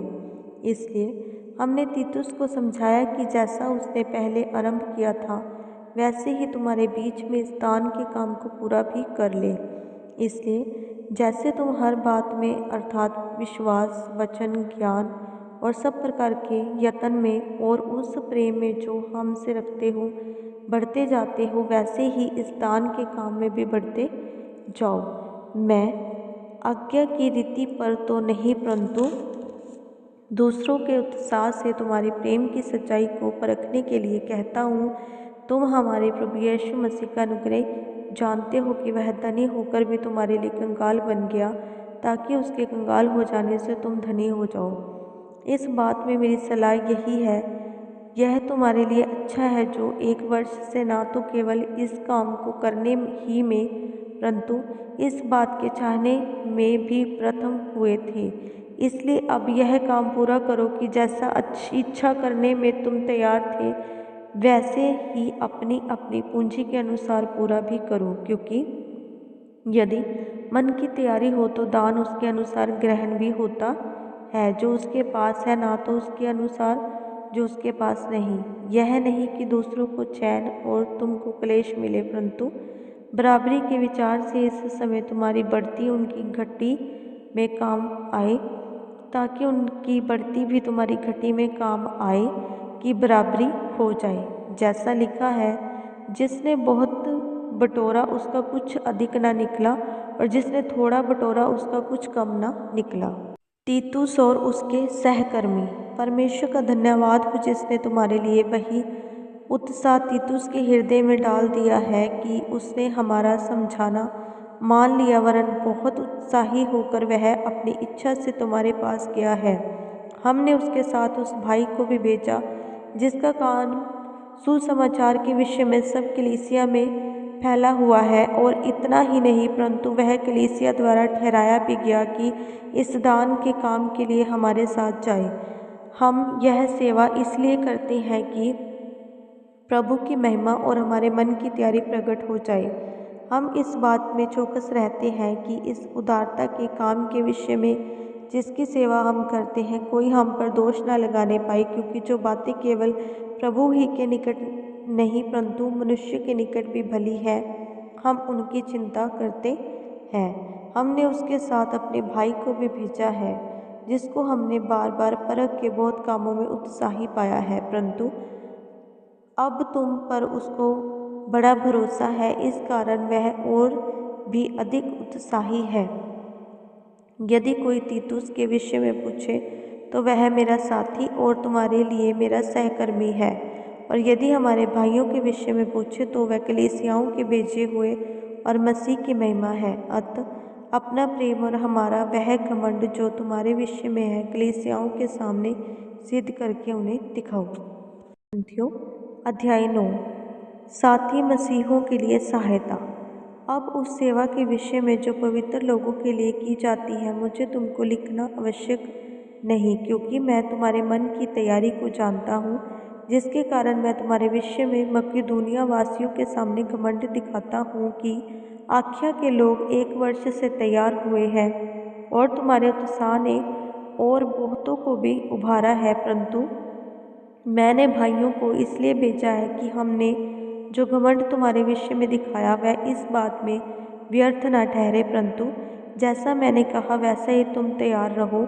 ऐसा ना हो कि यदि कोई मकदूनियावासी मेरे साथ आए और तुम्हें तैयार ना पाए, तो हो सकता है कि इस भरोसे के कारण हम लज्जित हों। इसलिए मैंने भाइयों से यह विनती करना आवश्यक समझा कि वह पहले से तुम्हारे पास आए और तुम्हारी उदारता का फल, जिसके विषय में पहले से वचन दिया गया था, तैयार कर रखे, कि यह दबाव से नहीं परंतु उदारता के फल के समान तैयार हो। दान कैसे दें? परंतु बात यह है, जो थोड़ा बोता है वह थोड़ा काटेगा भी, जो बहुत बोता है वह बहुत काटेगा। हर एक जन जैसा मन में ठाने वैसा ही दान करे, ना कुड़कुड़ के ना दबाव से, क्योंकि परमेश्वर हर्ष से देने वालों से प्रेम रखता है। परंतु परमेश्वर सब प्रकार का अनुग्रह तुम्हें बहुतायत से दे सकता है, जिससे हर बात में और हर समय सब कुछ जो तुम्हें आवश्यक हो तुम्हारे पास रहे, और हर एक भले काम के लिए तुम्हारे पास बहुत कुछ हो। जैसे लिखा है, उसने बिखेरा, उसने कंगालों को दान दिया, उसका धर्म सदा बना रहेगा। अतः जो बोने वाले को बीज और भोजन के लिए रोटी देता है, वह तुम्हें बीज देगा और उसे फलवंत करेगा और तुम्हारे धर्म के फलों को बढ़ाएगा। तुम हर बात में सब प्रकार की उदारता के लिए, जो हमारे द्वारा परमेश्वर का धन्यवाद करवाती है, धनवान किए जाओ, क्योंकि इस सेवा के पूरे करने से न केवल पवित्र लोगों की आवश्यकताएं पूरी होती है, परंतु लोगों की ओर से परमेश्वर का भी बहुत धन्यवाद होता है, क्योंकि इस सेवा को प्रमाण स्वीकार करके वह परमेश्वर की महिमा प्रकट करते हैं कि तुम मसीह के सुसमाचार को मानकर उसके अधीन रहते हो और उनकी सबकी सहायता करने में उदारता प्रकट करते रहते हो। और वह तुम्हारे लिए प्रार्थना करते हैं, और इसलिए तुम पर परमेश्वर का बड़ा ही अनुग्रह है। तुम्हारी लालसा करते रहते हैं परमेश्वर का उसके उस दान के लिए जो वर्णन से बाहर है, धन्यवाद हो। ग्रंथियों अध्याय 10। पौलुस का अधिकार।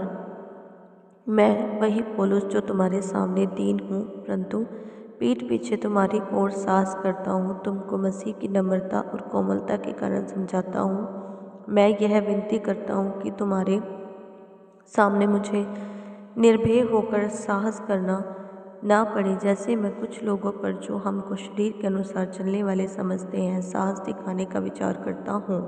क्योंकि यद्यपि हम शरीर में चलते फिरते हैं तो भी शरीर के अनुसार नहीं लड़ते, क्योंकि हमारी लड़ाई के हथियार शारीरिक नहीं पर गढ़ों को ढा देने के लिए परमेश्वर के द्वारा सामर्थ्य है।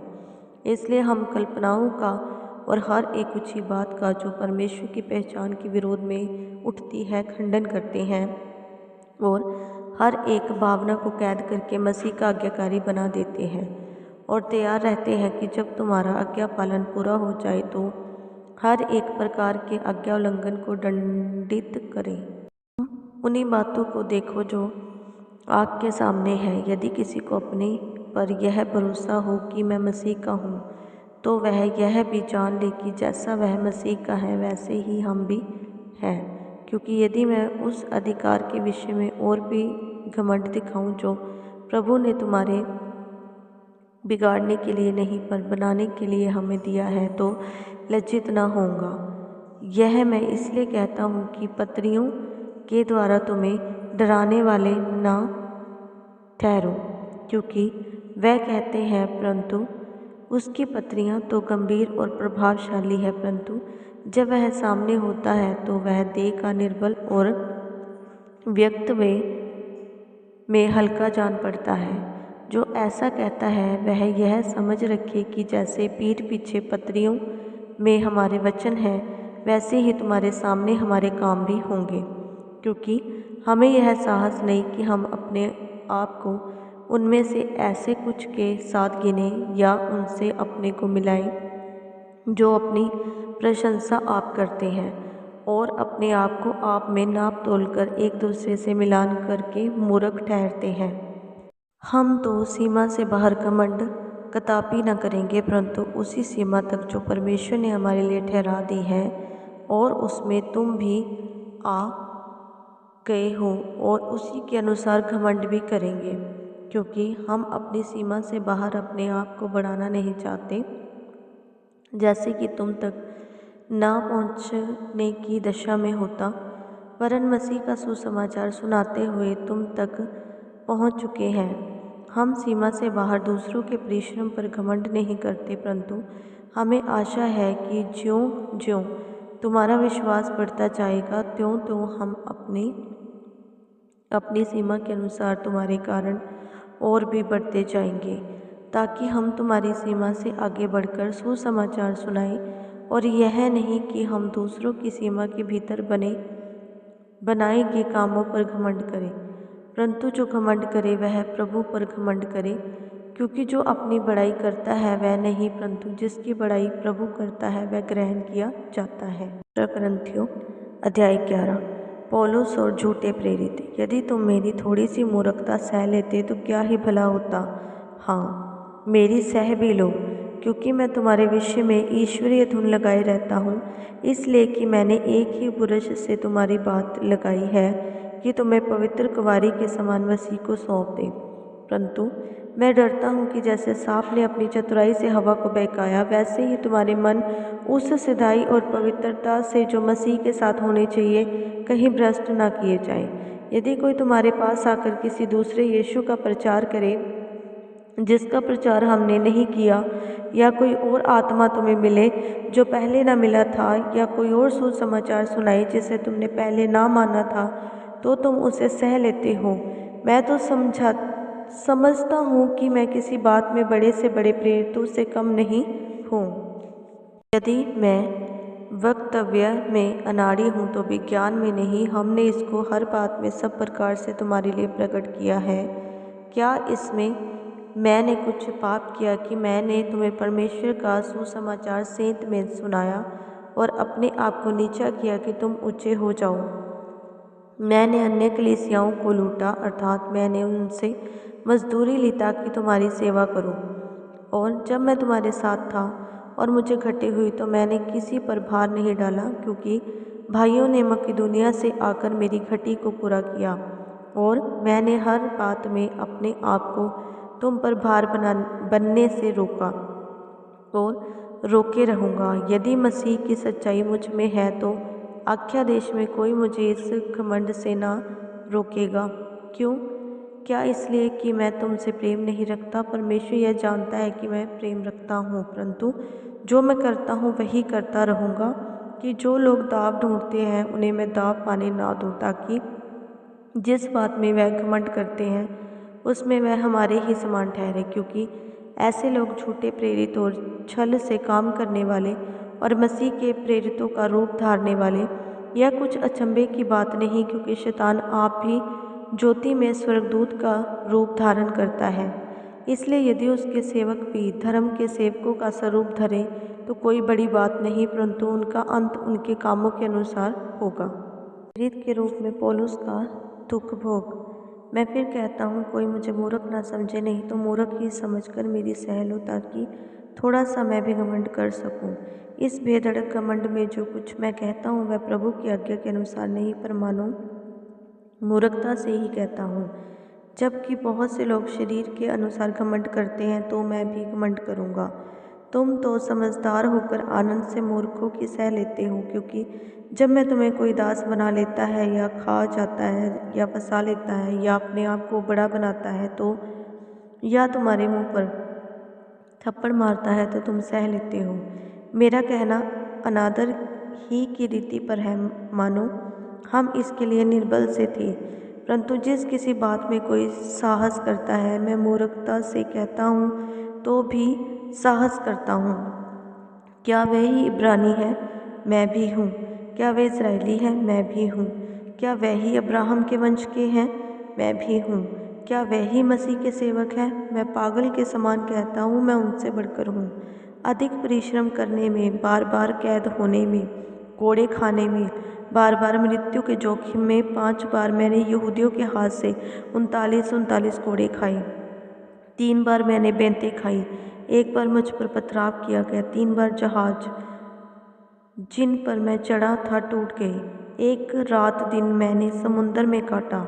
मैं बार बार यात्राओं में, नदियों के जोखिमों में, डाकुओं के जोखिमों में, अपने जाति वालों से जोखिमों में, अन्य जातियों से जोखिमों में, नगरों के जोखिमों में, जंगल के जोखिमों में, समुद्र के जोखिमों में, झूठे भाइयों के बीच जोखिमों में रहा। परिश्रम और कष्ट में, बार बार जागते रहने में, भूख प्यास में, बार बार उपवास करने में, जाड़े में उघाड़े रहने में और अन्य बातों को छोड़कर जिनका वर्णन मैं नहीं करता। सब कलीसियाओं की चिंता प्रतिदिन मुझे दबाती है। किसकी निर्बलता से मैं निर्बल नहीं होता। घमंड करना आवश्यक है तो मैं अपनी निर्बलता की बातों पर घमंड करूँगा। प्रभु यीशु का परमेश्वर और पिता जो सदा धन्य है जानता है कि मैं झूठ नहीं बोलता। दमिश्क में अरितास राजा की ओर से जो हाकिम था, उसने मुझे पकड़ने की दमिश्कियों के नगर पर पहरा बैठा रखा था और मैं टोकरे में खिड़की से होकर शहरपनाह से उतारा गया और उसके हाथ से बच निकला। कुरिन्थियों अध्याय 12। पौलुस का दिव्य दर्शन और दुर्बलता। यद्यपि घमंड करना मेरे लिए ठीक नहीं तो भी करना पड़ता है, इसलिए मैं प्रभु के दिए हुए दर्शनों और प्रकाशनों की चर्चा करूँगा। मैं मसीह में एक मनुष्य को जानता हूँ। 14 वर्ष हुए कि ना जाने देह सहित ना जाने देह रहित परमेश्वर जानता है, ऐसा मनुष्य तीसरे स्वर्ग तक उठा लिया गया। मैं ऐसे मनुष्य को जानता हूँ, ना जाने देह सहित ना जाने देह रहित परमेश्वर ही जानता है कि स्वर्ग लोक पर उठा लिया गया। और ऐसी बातें सुनी जो कहने की नहीं और जिनका मुंह पर लाना मनुष्य को उचित नहीं। ऐसे मनुष्य पर तो मैं घमंड करूँगा, परंतु अपने पर अपनी निर्बलताओं को छोड़ अपने विषय में घमंड ना करूँगा। क्योंकि यदि मैं घमंड करना चाहूँ भी तो मूर्ख ना होऊंगा, क्योंकि सच बोलूँगा तो भी रुक जाता हूँ। ऐसा ना हो कि जैसा कोई मुझे देखता है या मुझसे सुनता है मुझे उससे बढ़कर समझे। इसलिए मैं प्रकाशनों की बहुतायत से फूल ना जाऊँ। मेरे शरीर में एक कांटा चुभाया गया, अर्थात शैतान का एक दूत, कि मुझे घूंसे मारे ताकि मैं फूल ना जाऊं। इसके विषय में मैंने प्रभु से 3 बार विनती की कि मुझसे यह दूर हो जाए, पर उसने मुझसे कहा, मेरा अनुग्रह तेरे लिए बहुत है, क्योंकि मेरी सामर्थ्य तेरी निर्बलता में सिद्ध होती है। इसलिए मैं बड़े आनंद से अपनी निर्बलताओं पर घमंड करूँगा कि मसीह की सामर्थ्य मुझ पर छाया करती है। इस कारण मैं मसीह के लिए निर्बलताओं में और निंदाओं में और दरिद्रता में और उपद्रव में और संकटों में प्रसन्न हूँ, क्योंकि जब मैं निर्बल होता हूँ तभी बलवंत होता हूँ। के लिए पौलुस की चिंता। मैं मूर्ख तो बना, परंतु तुम ही ने मुझे यह करने के लिए विवश किया। तुम्हें तो मेरी प्रशंसा करनी चाहिए थी, क्योंकि यद्यपि मैं कुछ भी नहीं तो भी उन बड़े से बड़े प्रेरितों से किसी बात में कम नहीं हूँ। प्रेरित के लक्षण भी तुम्हारे बीच सब प्रकार के धीरज सहित चिन्हों और अद्भुत कामों और सामर्थ्य के कामों से दिखाए गए। तुम कौन सी बात में दूसरी कलीसियाओं से कम थे? केवल इसमें कि मैंने तुम पर अपना भार न डाला।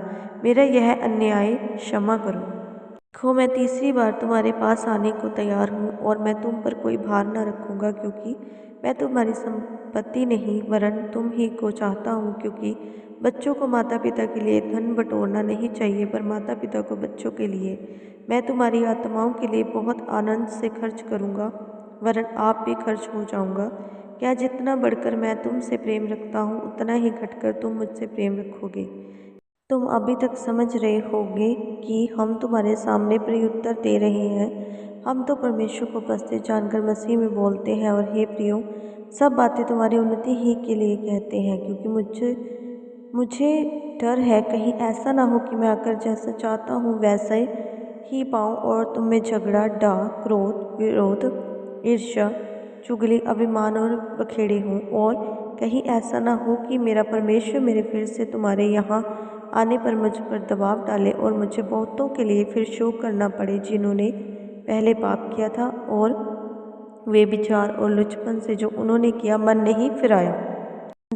अध्याय 13 अंतिम चेतावनी। अब तीसरी बार मैं तुम्हारे पास आता हूँ, 2 या 3 गवाहों के मुंह से हर एक बात ठहराई जाएगी।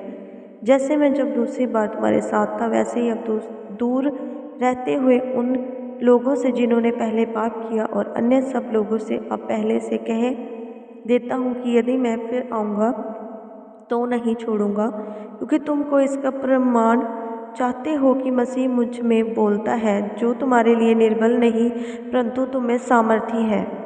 वह निर्बलता के कारण क्रूस पर चढ़ाया तो गया, तो भी परमेश्वर की सामर्थ से जीवित है। हम भी उसमें निर्बल हैं, परंतु परमेश्वर की सामर्थ से जो तुम्हारे लिए है उसके साथ जिएंगे। अपने आप को परखो कि विश्वास में हो कि नहीं। अपने आप को परखो कि विश्वास में हो कि नहीं। अपने आप को जांचो, क्या तुम अपने विषय में यह नहीं जानते कि यीशु मसीह तुम में है?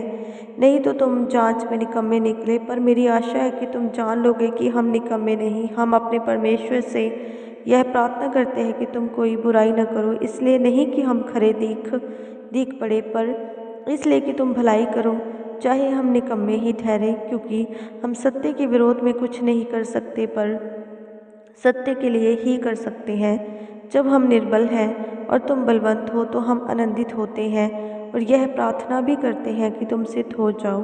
इस कारण मैं तुम्हारे पीठ के पीछे ये बातें लिखता हूँ कि उपस्थित होकर मुझे उस अधिकार के अनुसार जिसे प्रभु ने बिगाड़ने के लिए नहीं पर बनाने के लिए मुझे दिया है, कड़ाई से कुछ कहना ना पड़े। अभिवादन। हे भाइयों, आनंदित रहो, सिद्ध बनते जाओ, ढांढस रखो, एक ही मन रहो, मेल से रहो और प्रेम और शांति का दाता परमेश्वर तुम्हारे साथ होगा। एक दूसरे को सब पवित्र लोग तुम्हें नमस्कार कहते हैं। प्रभु यीशु मसीह का अनुग्रह और परमेश्वर का प्रेम और पवित्र आत्मा की सहभागिता तुम सबके साथ होती रहे।